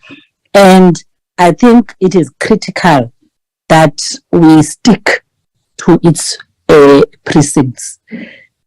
Chair, my first point really is to agree with honorable members that have pointed out that yes, the minister has committed that for now he wants to pause and go and do what is necessary in terms of consultation, in terms of content. And I think for us, maybe also advising the ministry, that should not mean coming back with the same issue at a different time. For me, Chair, this issue has a lot to do with fiscal consolidation. And I think a relook at financial risks and dangers, and as well as restructuring the debt, this is not new to Treasury. There has been reprioritization from Treasury since 2013. And for me, doing that will not be a new thing, but rather we look back and see how we can learn from the experiences of the past. Secondly, my second point, Chair, comes maybe in the form of a question, if not a comment, to say we seem, or maybe put differently, do we want as Treasury to escape the AG's regulatory conduct by shifting irregular expenditure to annual reports just to please Eskom's corporate rating and credit assessment with the rating agencies? Do you want to do that? Apart from the consultation that we want to do as National Treasury, have we internally exhausted the thinking, the rationalization, as well as solutions to the problem at hand? Because, Chair, we might turn around and find the same rating agencies judging us on the pretext that we are deceptive in the way that we are dealing with these issues. Lastly, Chair, this is not, at least as finance, this is not our first encounter with how entities including National Treasury, want to avoid further liabilities by avoiding adverse audits. Are we doing that now for Eskom? And the key thing here is we are doing it on the request of Eskom. And I want to say that the same agencies that we are trying to escape from will come to the same conclusions when they read this in the annual report. Thank you, Chair. Thanks, Notsi. Minister, over to you to respond to the questions raised by honorable members.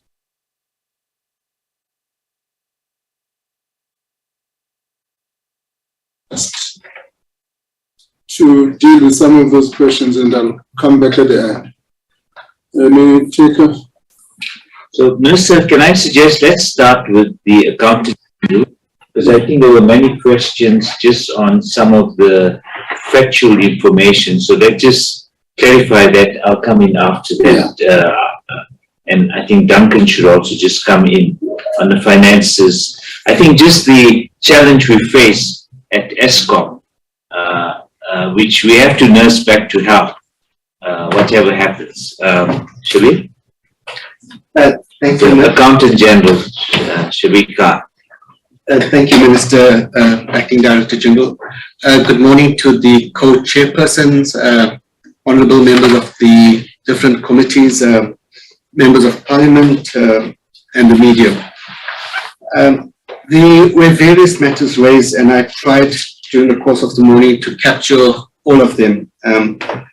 But I think a large number of the questions posed were really around whether the exemption would diminish or dilute accountability and transparency in how the information would be disclosed.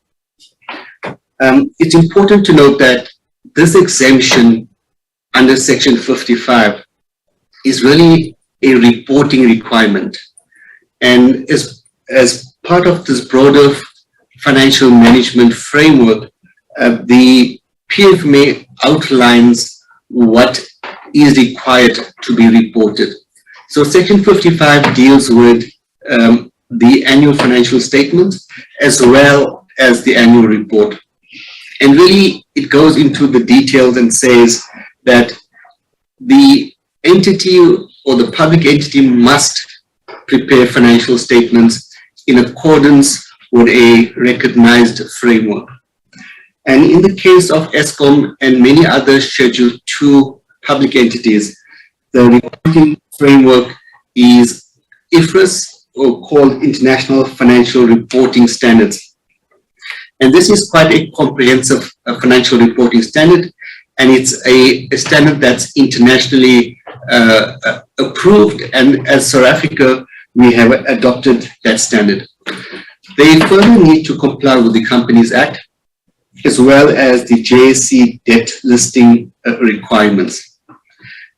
Section 55 2B further goes to say, and these are some of the additional requirements over and above those in the accounting standards, the JSE requirements, as well as the Companies Act, to indicate that all material losses through criminal conduct must be disclosed, as well as all fruitless and wasteful expenditure. It further says that any criminal or disciplinary step taken as a consequence of such losses must be disclosed, and any losses recovered or written off must also be disclosed in the annual financial statements. The matter that we were dealing with as the National Treasury was really to ask a fundamental question. If this exemption is granted, what does that mean? And what does that mean in terms of whether the annual financial statements will still fairly present its financial position, its performance, and whether the Auditor General can still provide an opinion on whether the financial statement fairly presents its financial affairs in an appropriate and in an appropriate manner. This issue, and I think the questions raised around irregular expenditure, and it's important to maybe also indicate that there have been a number of reforms over the last few years in how irregular expenditure is reported. And this has been done in consultation with a number of stakeholders. As the National Treasury, and I think one of the honorable members pointed out that we are primarily responsible for the setting of norms and standards. And in doing so, you will have a number of engagements with provincial accountants generals, provincial treasuries. The Auditor General is a key stakeholder, but as well as accounting officers and CFOs of departments and public entities. And as part of this reform, we've also done some research. And what the research has shown is that we do have a problem in that irregular expenditure, the concept is very unique to South Africa. We've looked at, the research covered that over the past decade, irregular expenditure has significantly increased at an annual growth rate of 36%. And we've noted that it has become a major concern for government, but also the definition is quite broad. And that's where it lends to some of the problems we are seeing. A very good example which the research pointed out is that in the 2020-2021 financial year, the irregular expenditure across the state was increased quite significantly by 77 billion rand. And this was an irregular expenditure transaction recorded by NASPERS for their disbursements to bursaries. And the reason why this transaction was irregular is because they omitted to gazette the funding guideline. All the other processes and steps were correct, and the correct amount and where it was correctly distributed. That omission of gazetting caused this entire transaction and all disbursements to be irregular. We've also looked at what the UK does. And in the UK, the focus is largely on where public resources have been lost or stolen, rather than a focus on a concept called irregular expenditure. In South Africa, the context or the focus on irregular expenditure really focuses on the value of the transgression. Like in the NASFERS example, it focused on the value of the transgression rather than focusing on the resulting loss to the state. And as part of this research and also in engagements with the Auditor General, Treasury issued an instruction note 4 in December 2022 to deal with some of the reforms that's required to enable us to report in a much more meaningful and in a manner that which provides a lot more value to the readers of the annual financial statements. Instruction note 4 says two things. It says that all irregular expenditure recorded in a financial year must be disclosed in the annual financial statements. But it further goes on and say that all prior year irregular expenditure where it's still required to be either condoned or investigated, or whether there is or is subject to condonement, those ones can be moved into the annual report, and and the reason for doing so, and also in consultation with the Auditor General, is that it does allow you to still maintain that level of transparency, but also allows accounting authorities like the Board of Eskom to deal with some of those matters. So by moving that, and what the framework does is it's actually changed in the way in which some of these matters are being reported. That framework is applicable to all national departments as well as public entities. The issue of the actual exemption and how this was considered.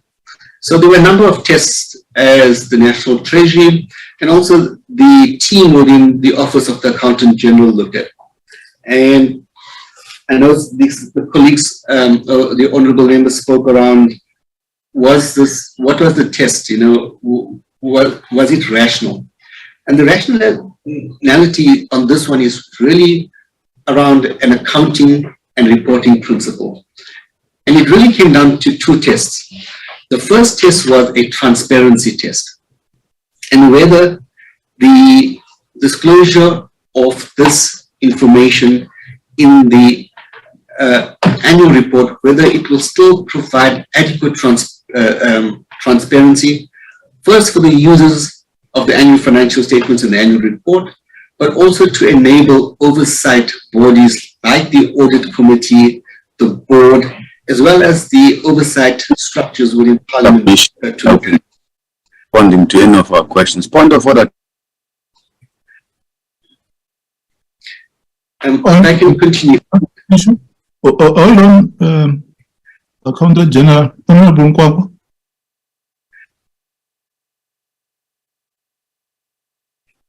Okay, he's not responding. Please continue. Thank you, Honorable Chair.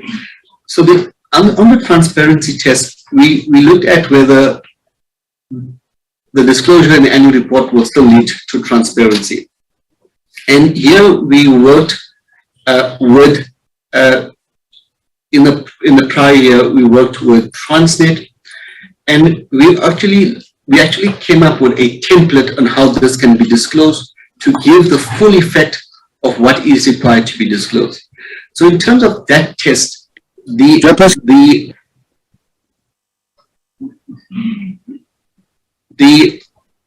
Chairperson, Honorable Nkwakwa, I called you earlier on, you did not respond. What issue? I mute myself, Chairperson. Huh? I got muted by someone else as I was speaking. I did not mute myself. Who muted you? I don't know, but I'm trying to find out whether the submission. You must take responsibility of your gadget. I did gadget. I didn't mute myself. Unless, yeah, I am saying, I'm trying to find out whether the submission that is being made responds to the direct questions that were answered by members of Parliament, or it seeks to justify the actions that have been undertaken so far. I'm a bit confused. Can I be helped there? Maybe in the maybe it's low today. There were pointed and specific questions that MPs asked with respect to this matter, but I feel that the current submission seeks to justify the actions undertaken so far. So I'm a bit confused.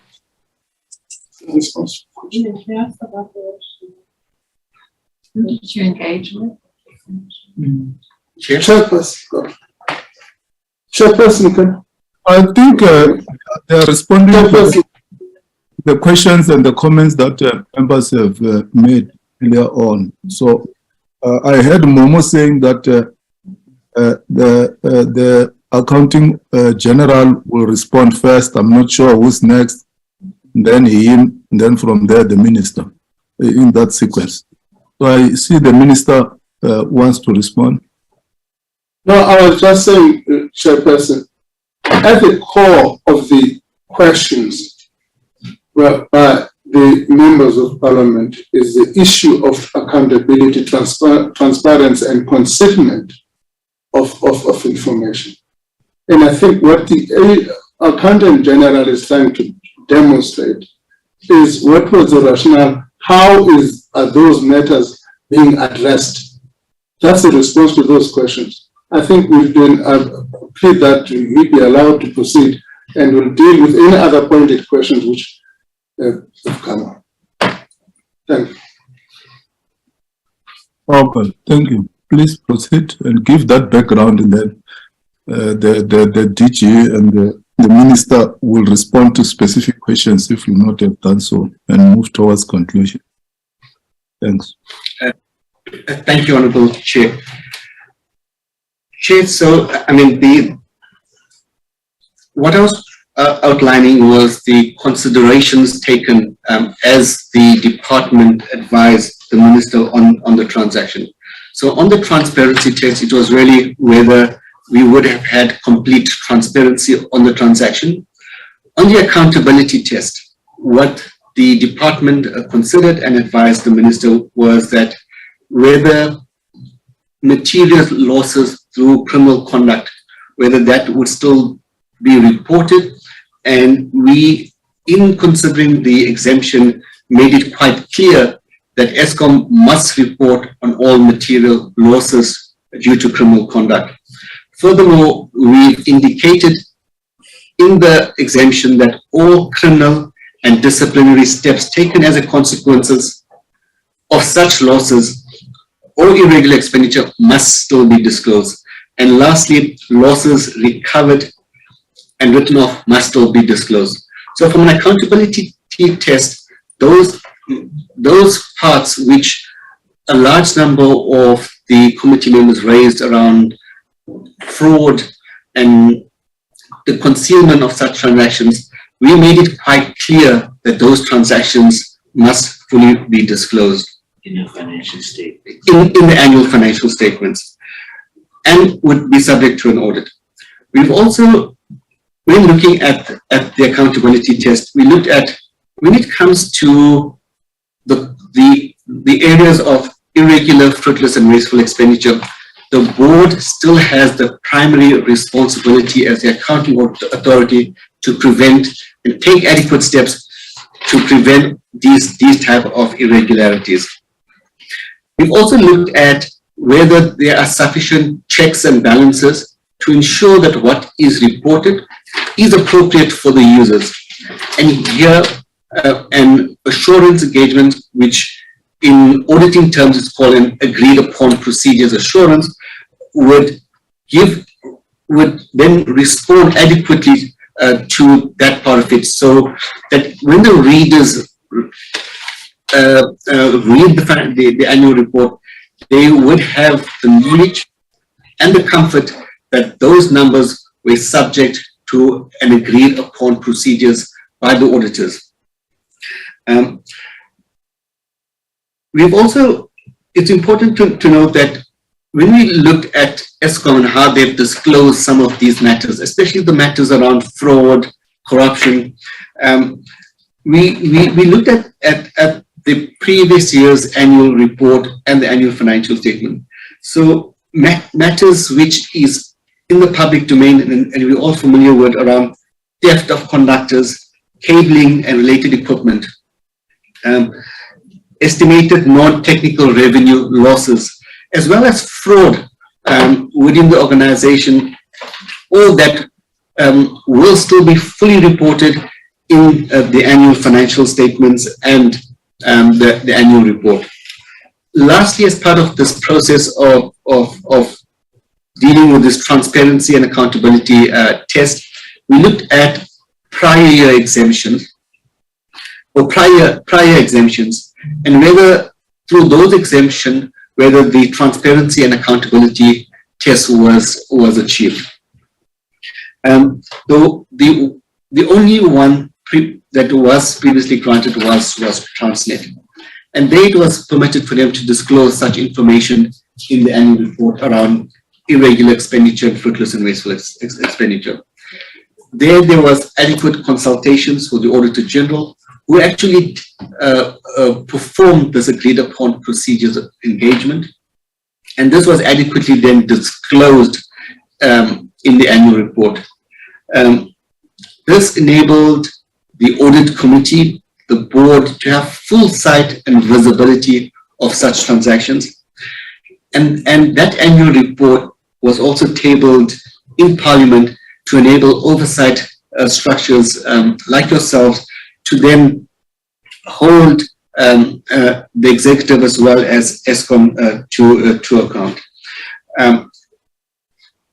Then my last point was around the annual report.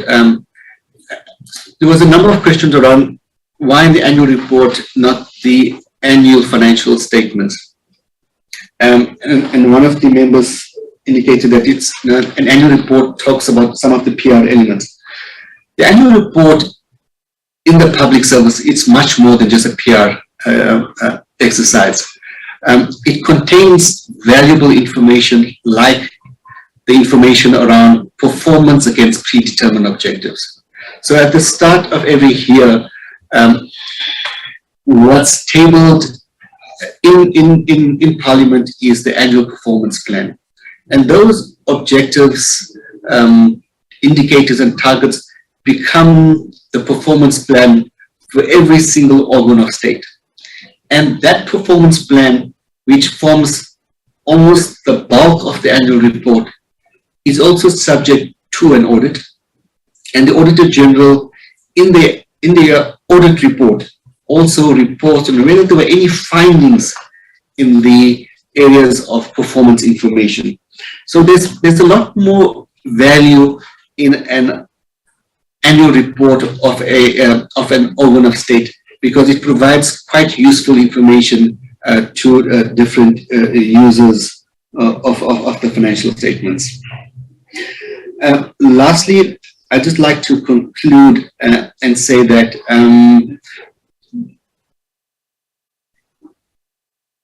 as part of the exemption and as part of the further engagements, the Accountant General's Office as well as Treasury really sets the standards around how accounting should happen in the public service.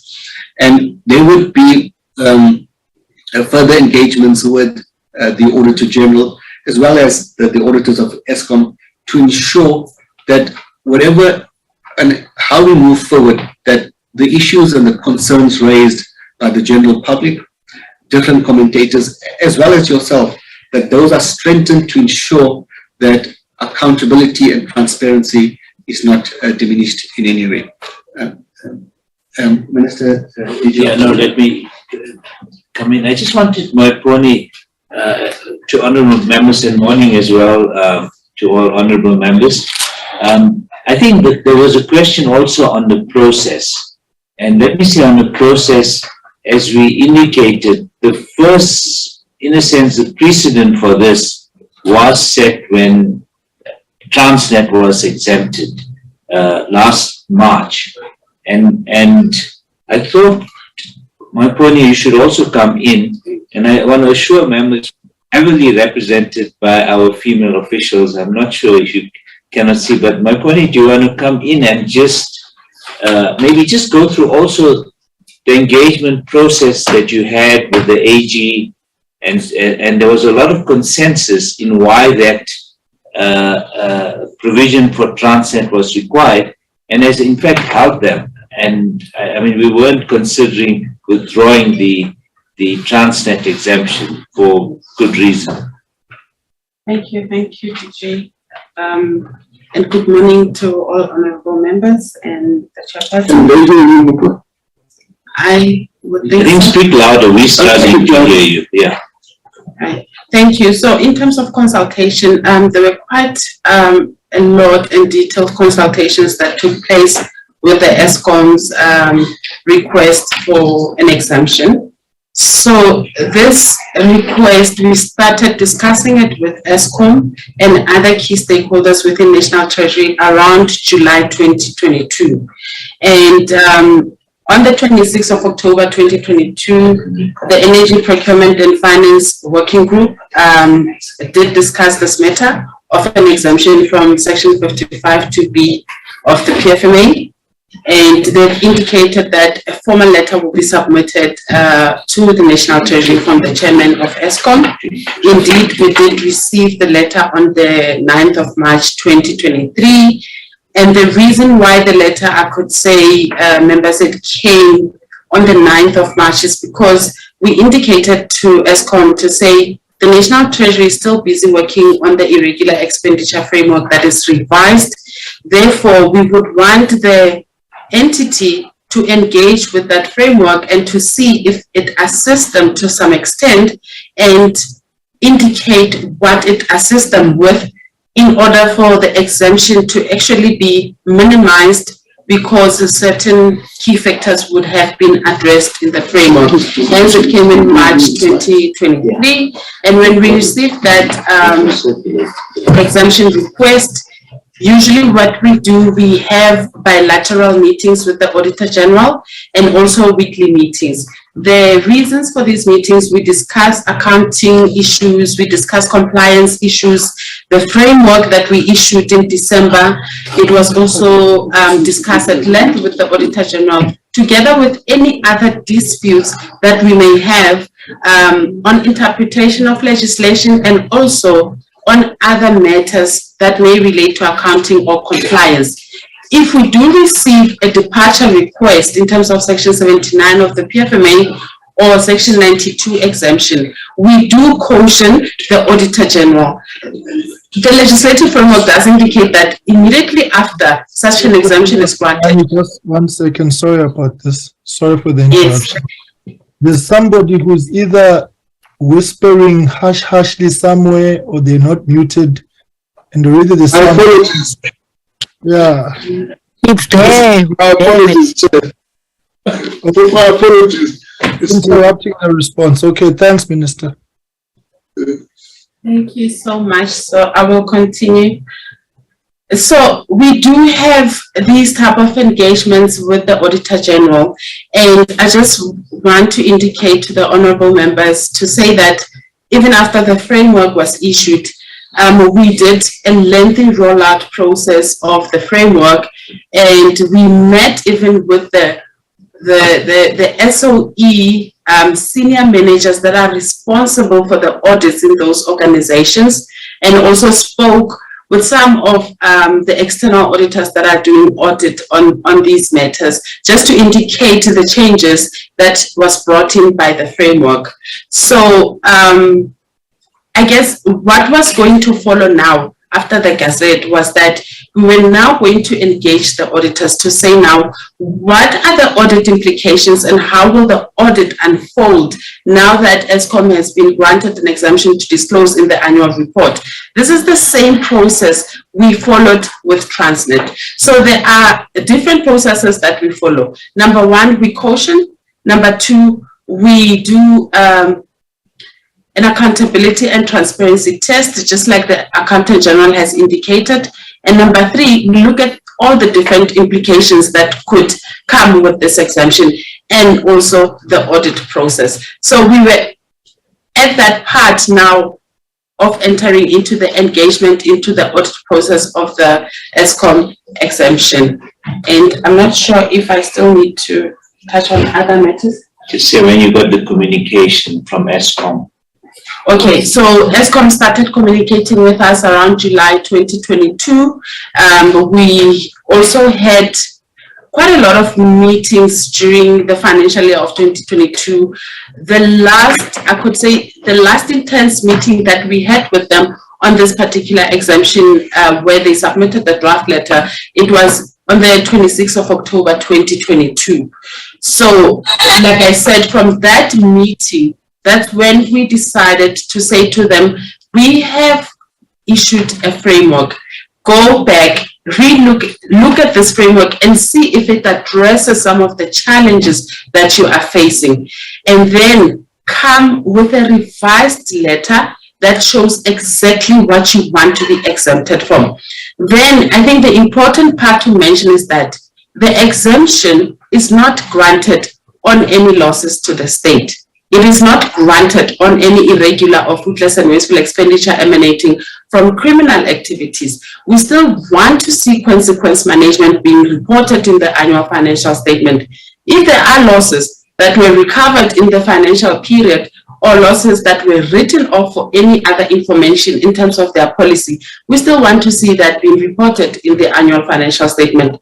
So, honorable members, I could almost say what we exempted Eskom from is to disclose in the annual report irregular and fruitless and wasteful expenditure that is not attached to any criminal activity and that is not attached to any form of losses. So I know you can never say it's a clean irregularity, but it almost means that.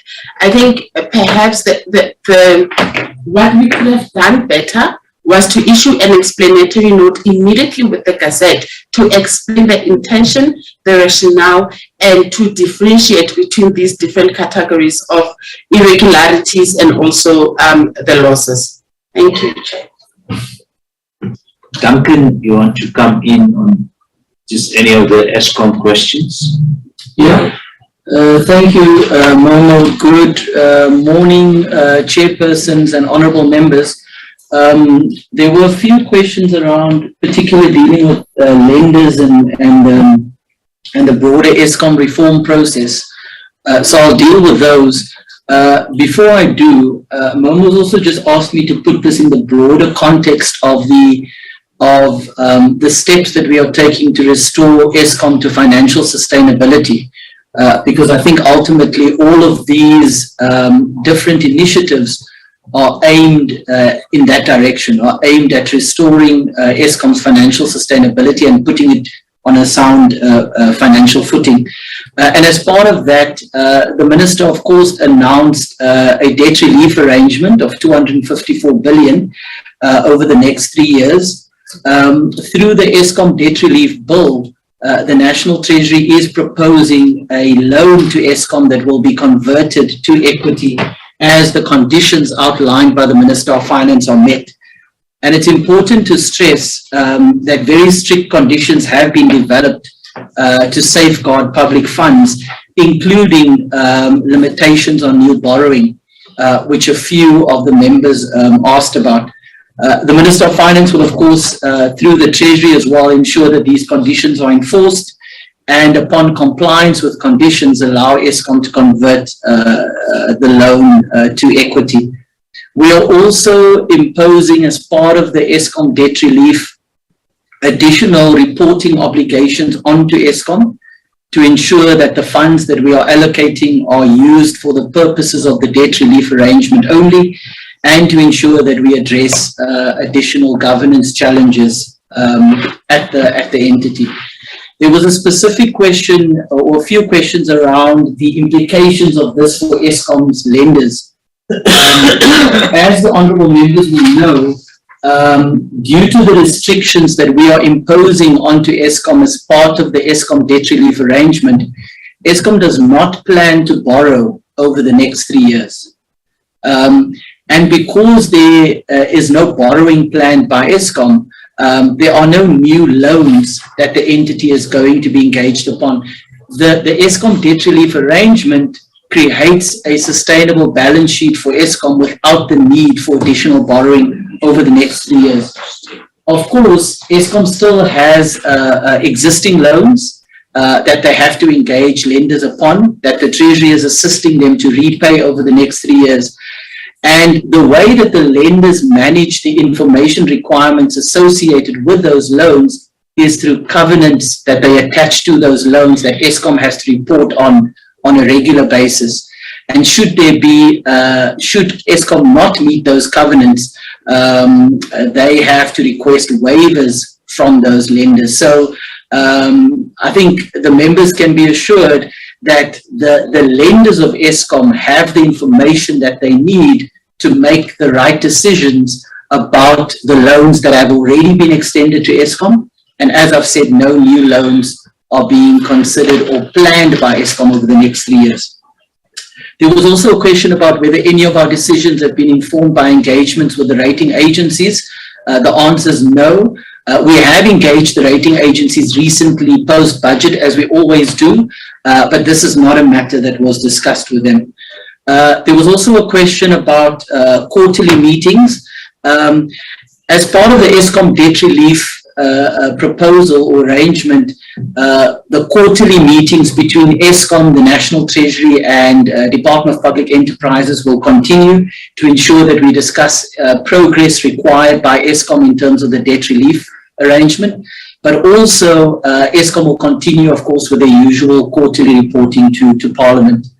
There was a question about unbundling and whether we are backtracking on unbundling. The broader reforms that Eskom are undertaking, that's part of the NECOM process, are still on track, and those will go ahead as planned. And unbundling, of course, remains a very important step to ensure that Eskom becomes financially sustainable over the long term. So that is going ahead as planned. I think just a final point from my side, honourable members, is these steps, the Eskom debt relief arrangement, the steps that we are discussing today are all aimed at ensuring that Eskom has a sound balance sheet. I think for us it's important to ensure that the entity is able to undertake the investments that they need, both in the current fleet, but also the critical investments required in transmission and distribution infrastructure, so that we can deal with load shedding and, of course, the broader social and economic implications associated with that. Thank you. Thanks, Duncan. Anyone else from the official side? So let me round up, and then the Minister will conclude. And let me pick up the last point that Dr. Peterson has raised, which is that the issue for the Treasury obviously is, aside from wanting a financially healthy Eskom and making sure that that's done free of corruption is critical. But in addition, the dilemma we face is that we want to protect the fiscus, and Eskom has already come to us for far too many funds and impacted on our debt. The issue is really to reduce the scope for them to come for more grants or more guarantees from the fiscus. And the technical issue here is that the reporting system does cause a problem which does need to be addressed. The issue is, how can we ensure that it's not abused? And when I hear certainly the strong response, I think as the Minister's outlined, it's really that South Africans are saying that the corruption that has become entrenched in some of our SOEs must be addressed as a matter of urgency by government, that we need to be more effective in how we're doing that. And in fact, this is one of the reasons why we are grey-listed, because we are not effective in fighting corruption, which are often committed by syndicates. And those are the issues that we need to really deal with. So for the Treasury, in this climate, how do you still protect the fiscus from Eskom coming to us further?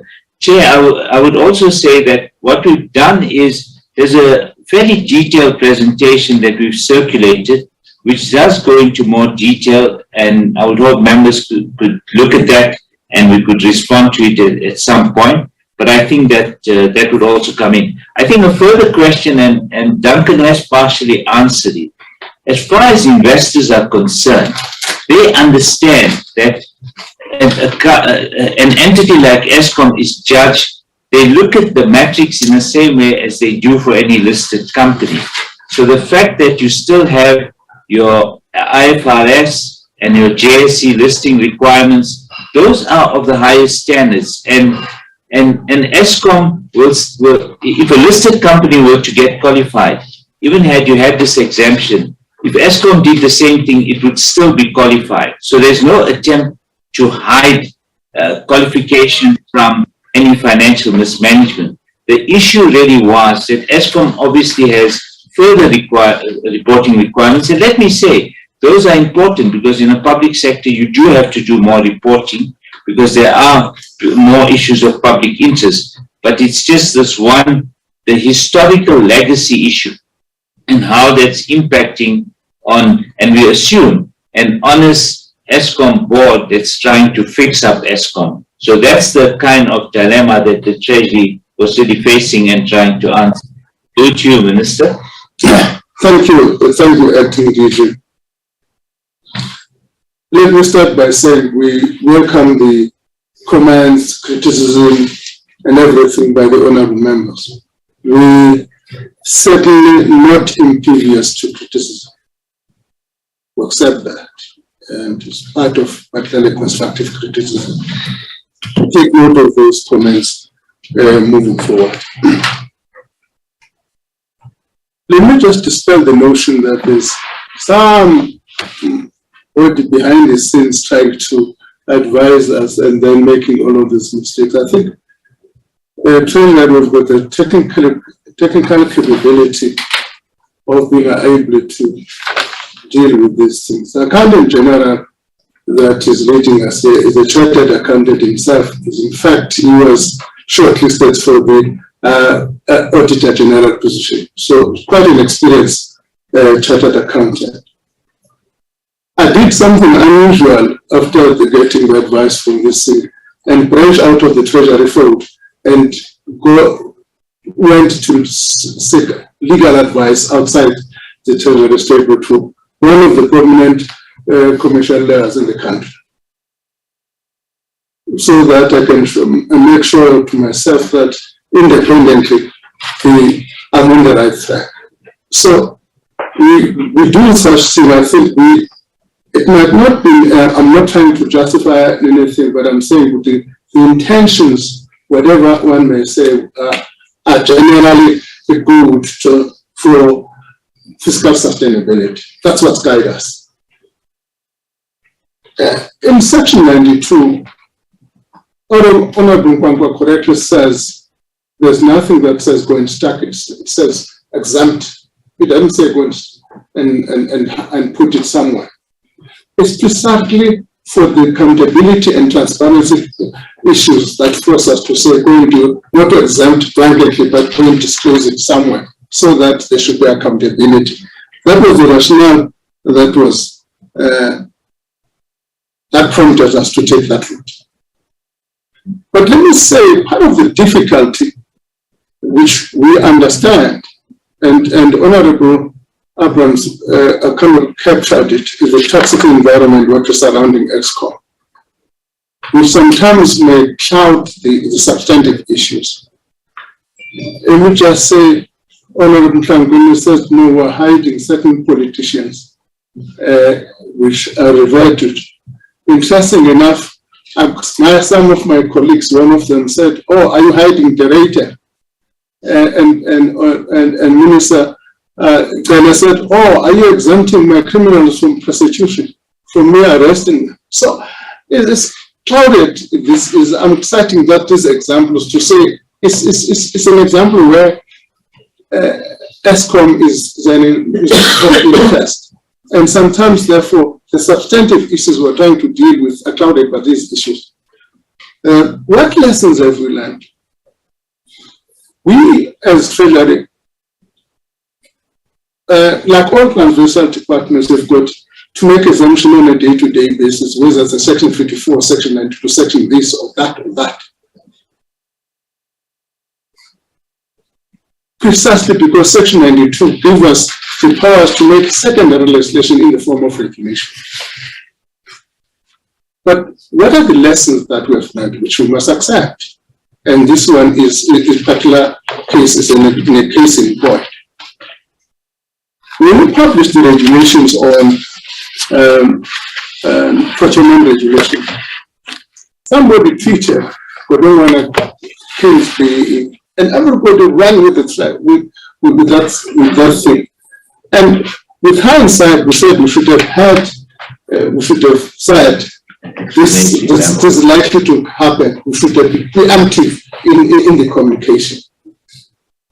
And I think even in this particular matter, we accept, as Honorable Klengwa is saying, we should have been preemptive in the consultative process and the communication. We acknowledge those issues. Those are lessons we're learning in the process, that not everything we see it as technical has got, some of them have got serious political and implications.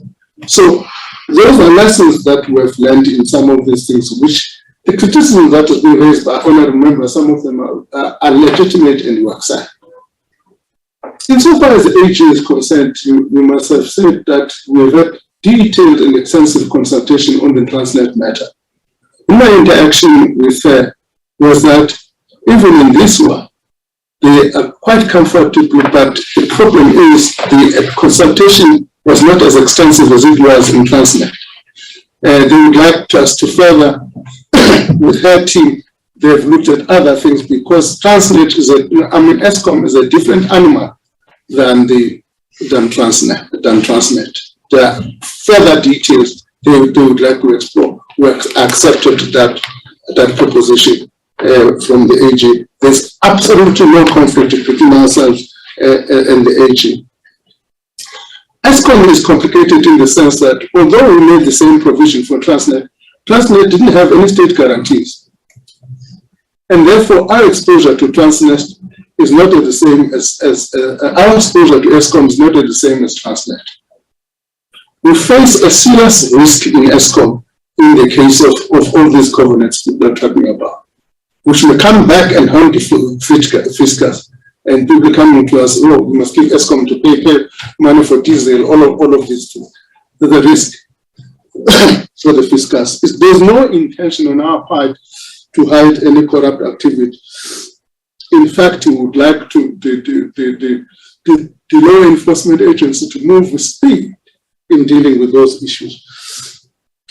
I must confirm that what Dr. Peters said about the unbundling, that process is in motion. Is not going to be undermined. Are there any timetables? Yes, because Eskom, by the time they submit their financial statement by the end of May, we should have found some solution to this question. We should have found some solution to this question. We will then be consulting with the AG again, deepening an extensive consultation with them, extensive consultation with the Deloitte, who are auditors of Eskom. And we would welcome, and given the fact that we've made a circulated a detailed presentation, welcome any comments or submission which will help us to achieve two objectives. We'll have to have two objectives to ensure Eskom balance sheet is sound. On one hand, to ensure there's accountability, transparency, and consequence management. That's the framework we would like to be helped by the honorable members to achieve. That's where our strategic trust is going. We would like the honorable members to help us in that direction. We also appreciate and thank you for taking your time from your constituency work and come to this meeting.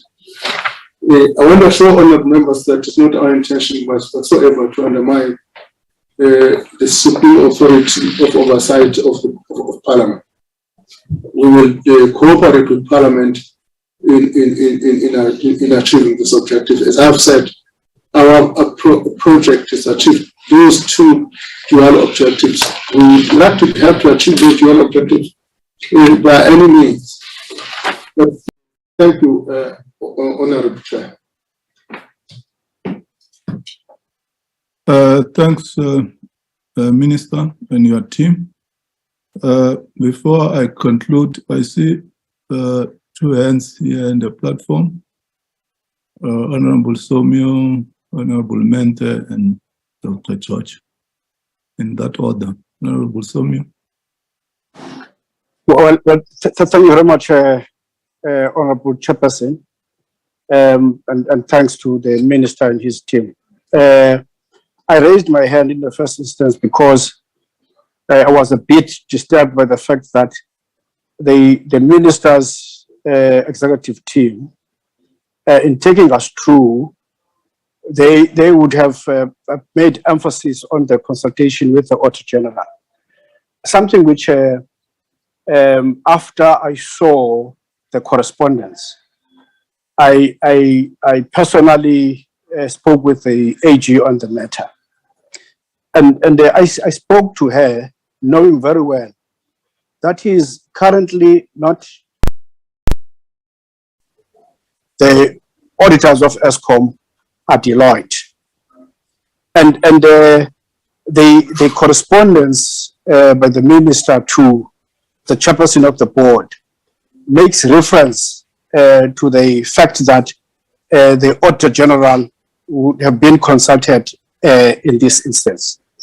I've saved myself to speak on the matter as I do now, because several members of the executive have spoken on the matter as if the AG has been taken on point by point on the matter, while the minister gets into the actual suspension of the matter based on further consultations with the Auditor General, something which I somewhat accept and probably agree 100% with the minister in terms of taking forward this kind of a process. So I think the executive must refrain from such attempts to want to equate the extensive consultation which took place between the Auditor General at the time when the Transnet matter did arise, because the AG at the time was auditing the books of Transnet, and therefore the extent would differ, even the motive would have been pushed to that angle in a sense. So in this regard, far less of that consultation has taken place, if ever took place. But I give it to the minister that he has committed himself to make such consultations going forward. That's a matter which I wanted to somewhat to speak on in as far as this instance is concerned. So the justification of arriving at such decision should not be somewhat be equated. It's a different ball game altogether when you speak with the Transnet situation. I could speak differently, as I say, in a Transnet situation than it is the case with the Eskom situation, which I don't agree with. Thank you very much, Chair.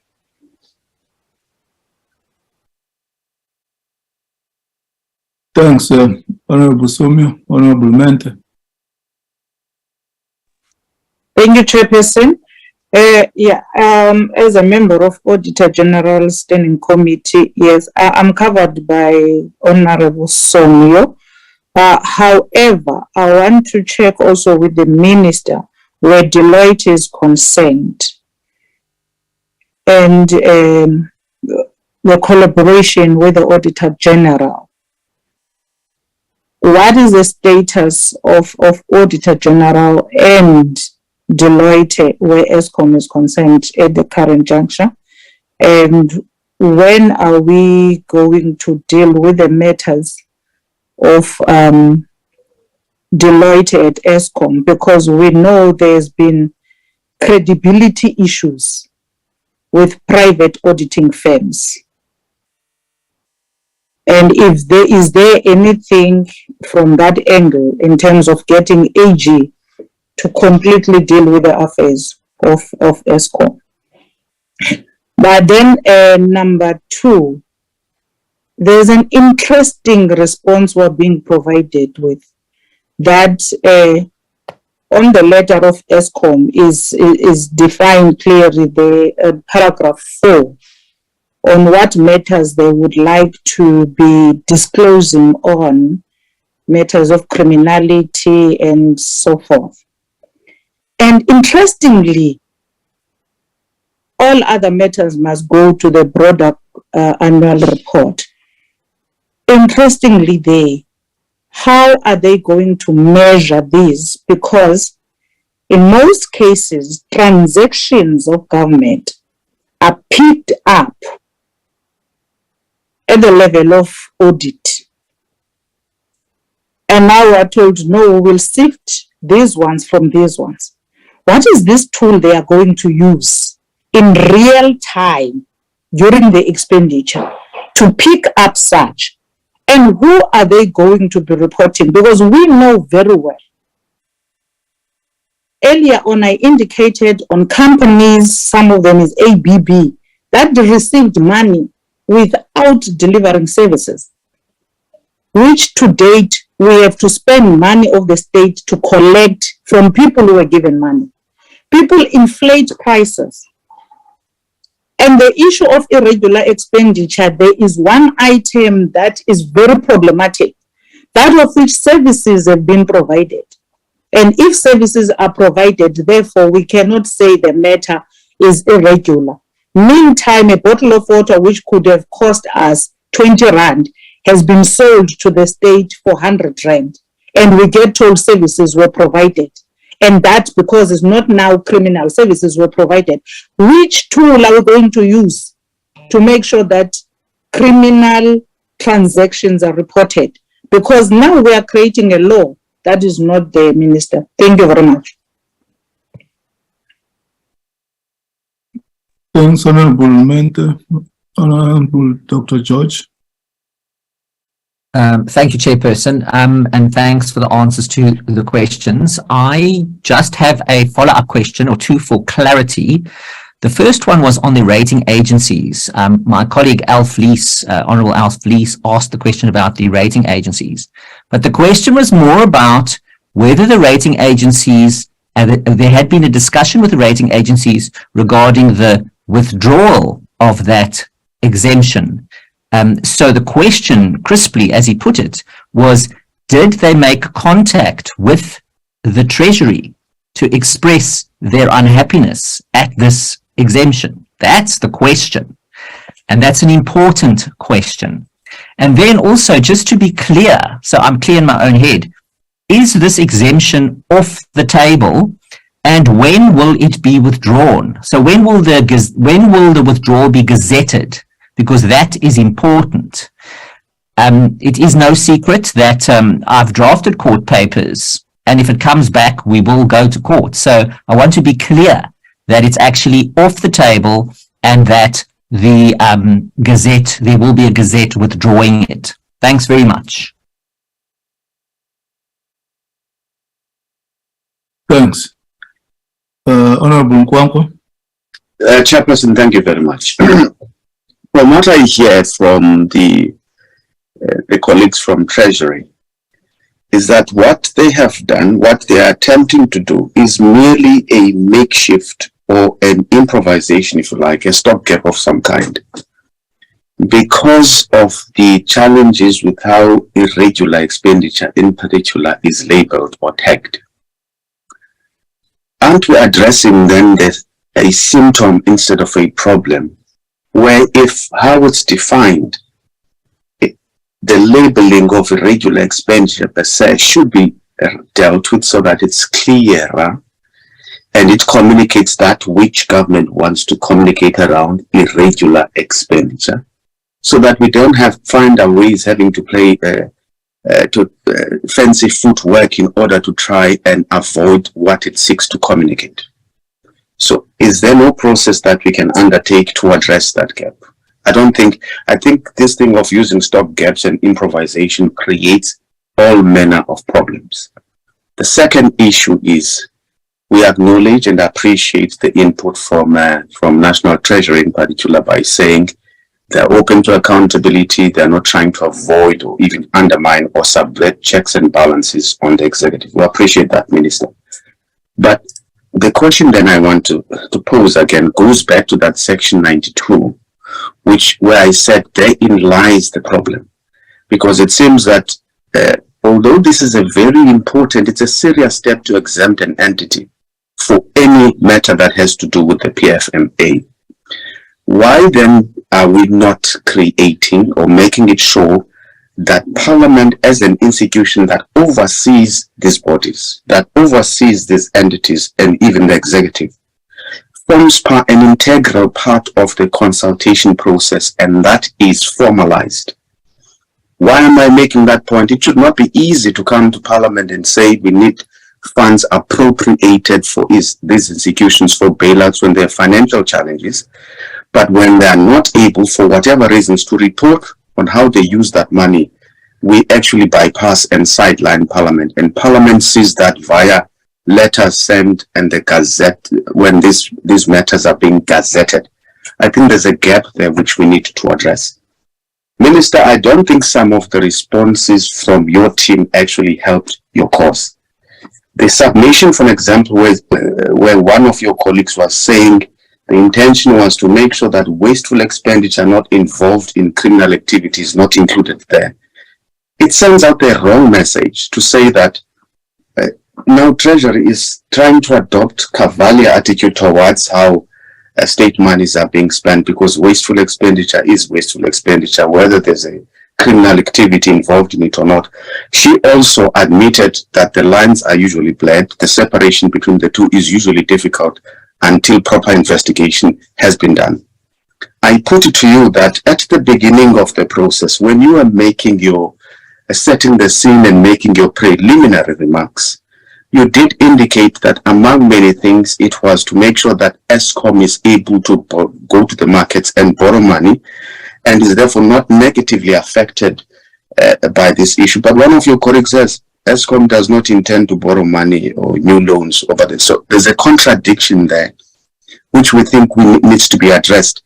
But also remember, if you are in the industry, there's borrowing money and there's drawing down on existing facilities, which is exactly the same, because you're still extending your debt book and so on. So I want to say that I appreciate what has been said, but you still need to tighten up. We still need to tighten this thing up and make sure that it's done properly for the intentions and the purposes for which the strategy was adopted, but involving Parliament in the process. Thank you.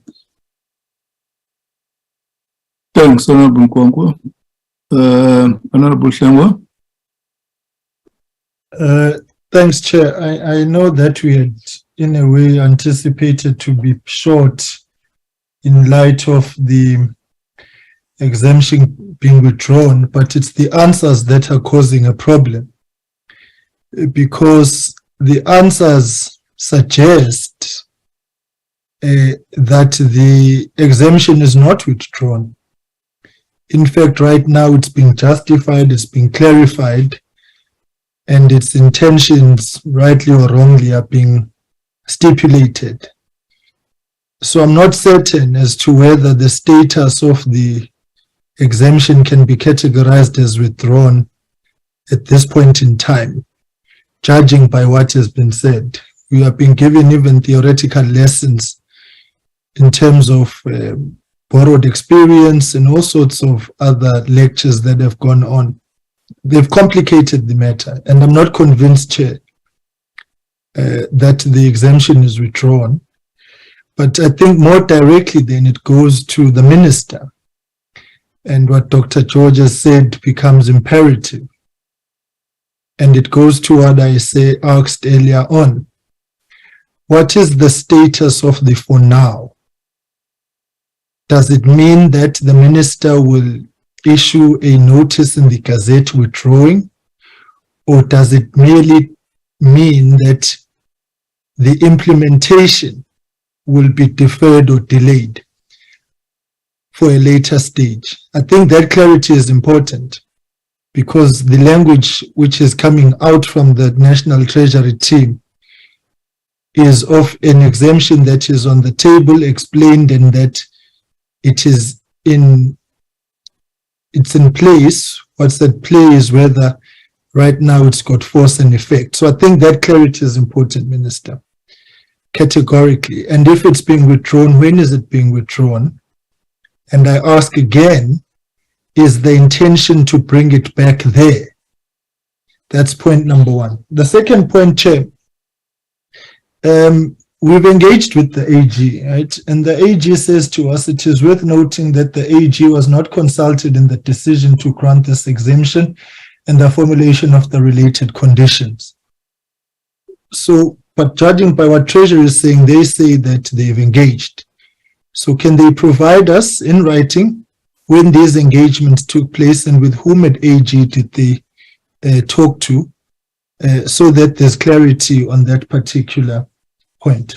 The second to last one, Chairperson, I suppose this goes to a long-standing matter which the AG itself is aware of, and all of us are, obviously. The transition of winning SOEs of private auditors and to be audited by the Auditor General. Because the Auditor General is a public entity, as opposed to the private interests which exist in these auditors. And this is not to cast aspersions, but hindsight is the best side. There have been times when we have not received any joy from these private company-based auditors. So I think that roadmap is important from the AG, and I think the Standing Committee on the AG must assist us here on the development of a roadmap, and for the AG to indicate exactly when the AG intends on taking over the audit of Eskom. This matter has been on the table for far too long. It's almost 5 years plus old now, and we keep on saying the same thing over and over again. It's becoming unacceptable, the fact that it's been a prolonged delay, and seemingly the necessary interventions or transitional interventions required for it are being actually followed through. So the AG in itself must clarify for us when they intend on that. It's got material bearing on the audit processes as we know them. The final point, Chairperson, is around the consultation process that the minister indicates was done, including but not limited to private legal experts. Can we be furnished with exactly who was consulted on this decision, so that we can be able to gauge as to whether the consultation process was adequate, in light of the fact that so many say that they have not been actually consulted, because it goes then to the heart of the issue that Honorable Nkwankwa has raised insofar as regulations around the implementation of Section 92 of the PFMA. Thanks, Co-Chairperson. Chairperson Mlenzana here, would you allow me to call order? Okay, order. Yes, thanks, Chairperson. I'm raising order in the sense that I had assumed that ourselves, we have raised the issue and the minister has actually responded. Two, we know what we normally do when we are not fully, happy with the manner in which the minister and team has responded. But now what I see is the number of hands reopening this and beginning now to dig deeper and investigate Treasury and the minister, which I don't think this platform was meant for that. That's my order, Chair. You may call me out of order also, or you may take it. It's up to you. I'm yours, Chair. Thanks, Honorable Mlenzana. You are right. The purpose of the meeting was to seek clarity on a matter of public debate or public importance. The minister, in his opening statement, made it clear that the exemption has been withdrawn. And I see the matter, if you are following news, it's all over the news, on the wire, and so on and so on. And I don't think it would be right not to take the minister's word when he said it in the beginning. What the officials and the minister was doing now was to clarify and give the background. I don't understand the minister to be saying that he's giving conditions now, he's not withdrawing. I've never interpreted it in that way. We have asked the minister lots of questions. Him and his team responded to those questions, giving background and the context. But the matter remains that the minister has withdrawn. And I don't think we should overreach and tell the minister, do this, we want the Gazette now, when I don't think that is the oversight role that we have to play. He has made a commitment that he will withdraw And we should allow him to do that and follow the procedure of withdrawing the Gazette without ever supervising him to do so. If he does not do so, we know the platform, how we are going to address the matter with him accordingly. So let's do that properly and move towards the conclusion of this matter. Honorable Sheikh. Thank you very much, Chairperson. Yeah, my question, Chair, is not going to be on withdrawing or not withdrawing. I'm not satisfied, Chairperson, with the explanation that's been given.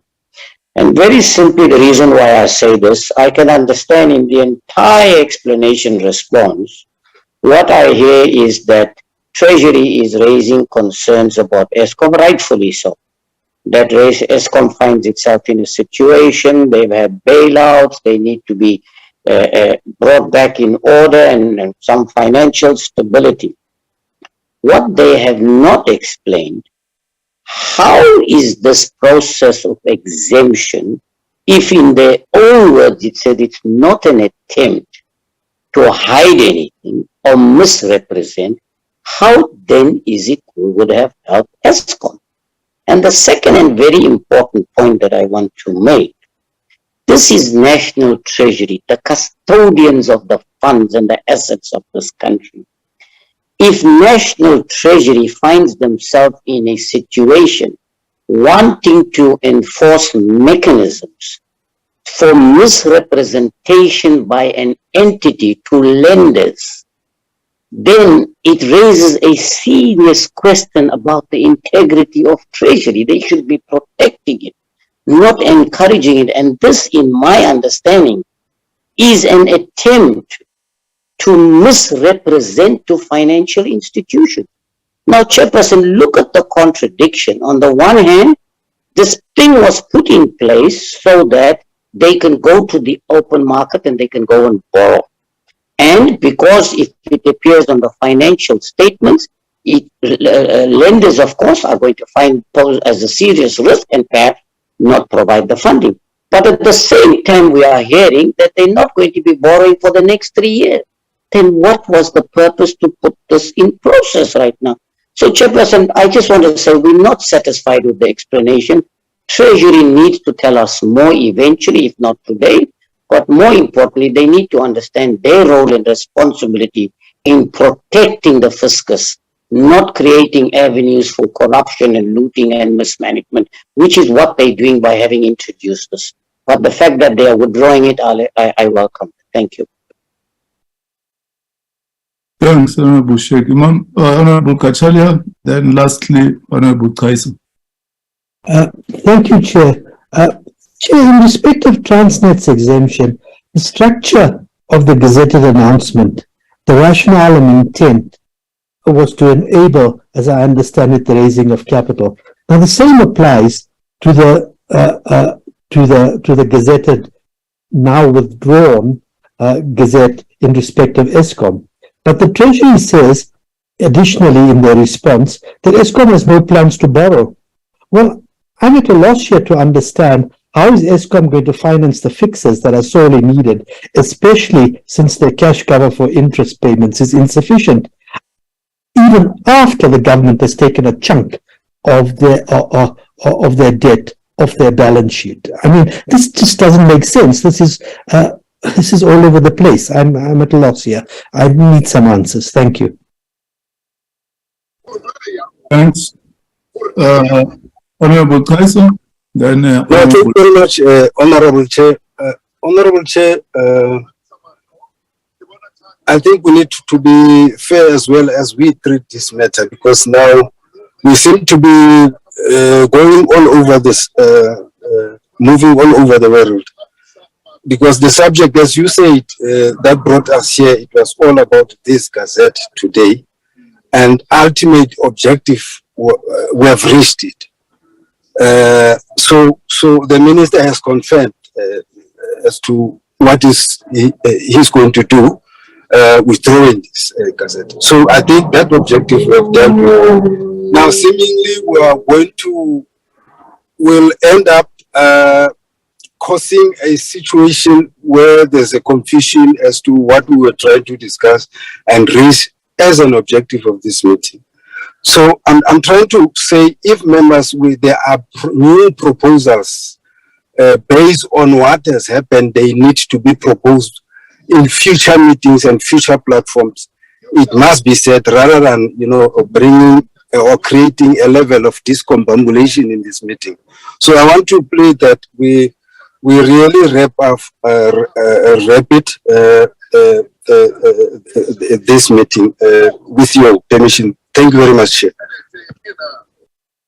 Thanks. Honorable Minister, over to you. Respond to those questions so that we can move towards conclusion.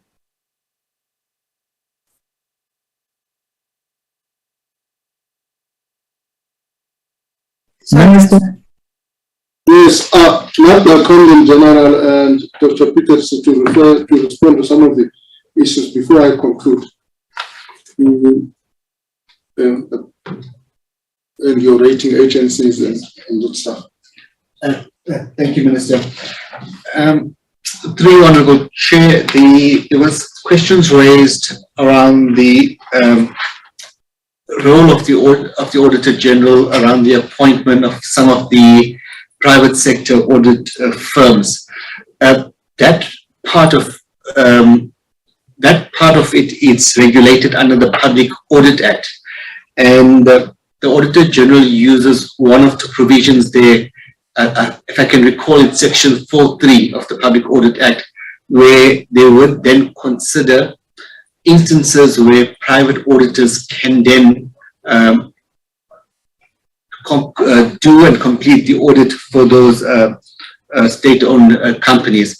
So there is a process that the Auditor General follows in coming to that conclusion. There was also questions around real-time audits of some of the criminal aspects. We've seen the value of some of those real-time audits during the COVID period, and that's something that can be raised with the Auditor General or even with the auditors of Eskom on how that can be implemented within a framework that allows management to actively deal with some of those matters. There was, I think, Honourable Slingwa raised a very similar point, but once again, that part of it, it's regulated by the Public Audit Act, which the Auditor General has full and complete oversight and control on that matter. Thank you, Minister. Yeah. Thanks, Minister. Chair, just on the question around the rating agencies, as we said, there have been no discussions with rating agencies on this matter. So the question is, have they reached out to us to request information? No. This has not been discussed at all with any of the rating agencies. It has not come up at all with them. And just to maybe provide some additional color on the borrowing issue. As we've said before, Eskom has no plans to borrow over the next 3 years. However, because it's a complex entity and because its environment is complex, the wording that we put in Annexure W3 of the budget review was that Eskom is not allowed to borrow without the permission of the Minister of Finance. So should circumstances force Eskom into a situation where they have to borrow, they would need the Minister of Finance's permission for that. But beyond that, honourable members, the key issue is that Eskom still has extensive debt with lenders as we speak. And that debt is also implicated by this particular exemption process because should covenants of that existing debt be triggered, that will likely have a fiscal consequence, both in terms of the cost of borrowing, but also to the point that DG made earlier, in terms of potential additional bailouts required for Eskom. Thank you. Thank you, Chair. Let me say, Honourable Samuel, in my opening remarks, I said one of the key things that persuaded me to withdraw was my interaction with the AG, on the basis that the extensive consultation we did with them on Transnet was not done in these particular circumstances. We needed a better extensive consultation. And I accept your point. Honorable Godongwana, your points are quite correct. We need to deal with the issue of irregular expenditure. Part of that process, and you have asked us a succinct question, what is the process? And that process we're engaging in is the PFMA reform. And we will take that into account as we deal with the PFMA reform. But accept your point that part of the stakeholders, particularly as I said in my closing remarks today, I said we've learned a couple of lessons. It's not possible for each and every exemption to have a consultative process. I've said that, but the lessons we've learned is that there are certain exemptions where, because of their nature and their political sensitivity, it may be necessary to take the consultative process. And I'm taking your caution on that, including Parliament. Therefore, we want to tighten up, as you have said. We accept that. To the point raised by both Honorable George and Enoch, as to whether we are withdrawing, we must confirm the withdrawal. Yes, I'm confirming the withdrawal. By tomorrow, we'll have a gazette withdrawing the current one. That I can confirm. The other confirmation I want to do is that we definitely come back. It will be then, I would advise Honorable George not to go to court, to give us a submission of how to make this balance, which I've said, achieve this fiscal sustainability we're talking about, and Eskom's balance sheet, and at the same time, deal with accountability and transparency and so on. We would welcome your views on that, Honorable George. So, but we thank you. We do this consultation. We've said so. We would welcome any views in the process. As I've indicated, Eskom's statements will be submitted for audit by the end of May, and we think we should have tightened up all the processes by the end of May. Thank you, Chair.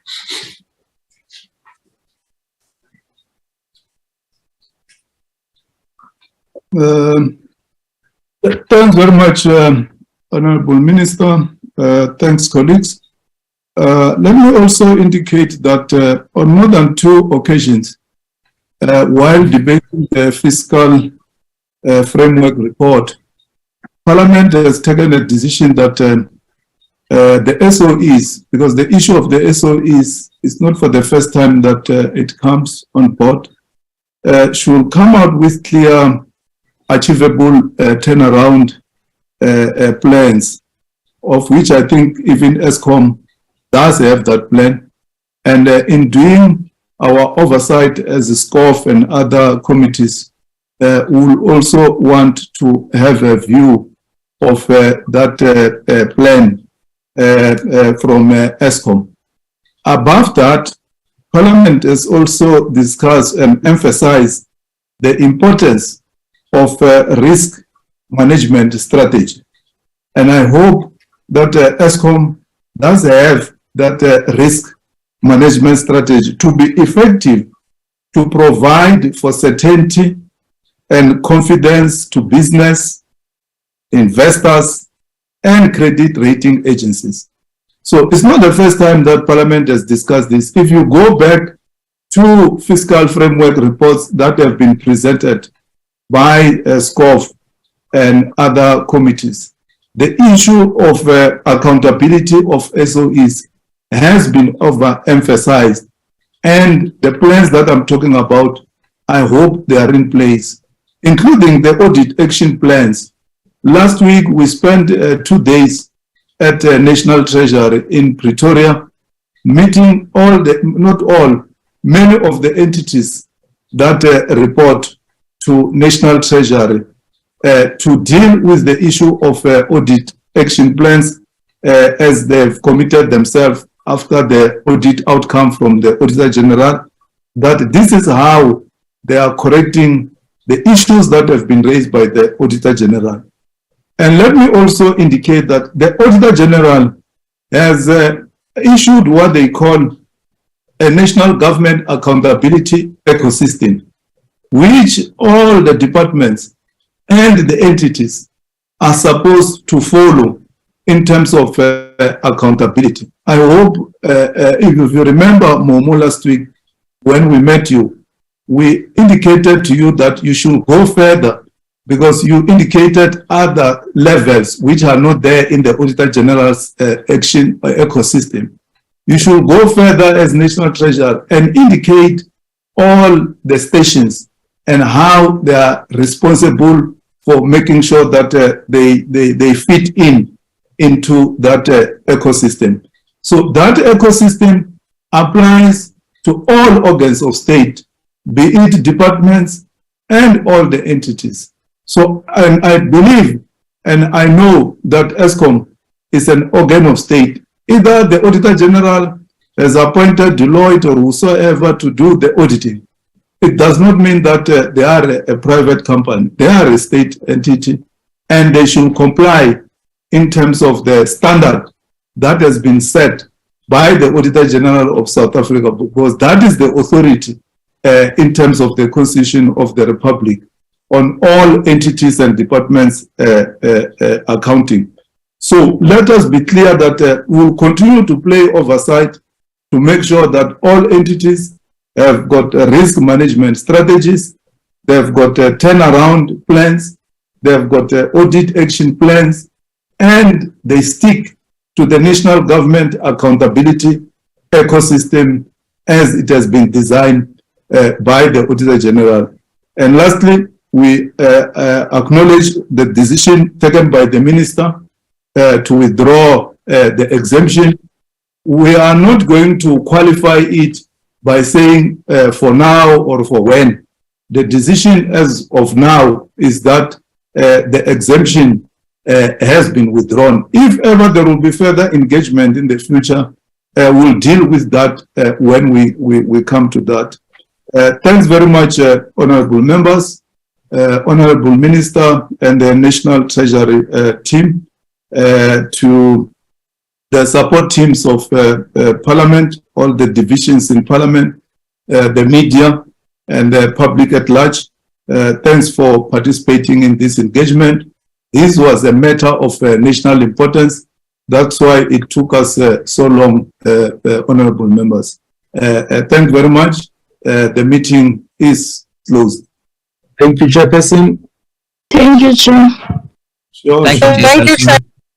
Thank you, Chair. Thank you, Chairperson. Thank you, Chair. Thank you, Chairperson. Thank you, Chairperson. Mlenza. Ngiyawubona uShap.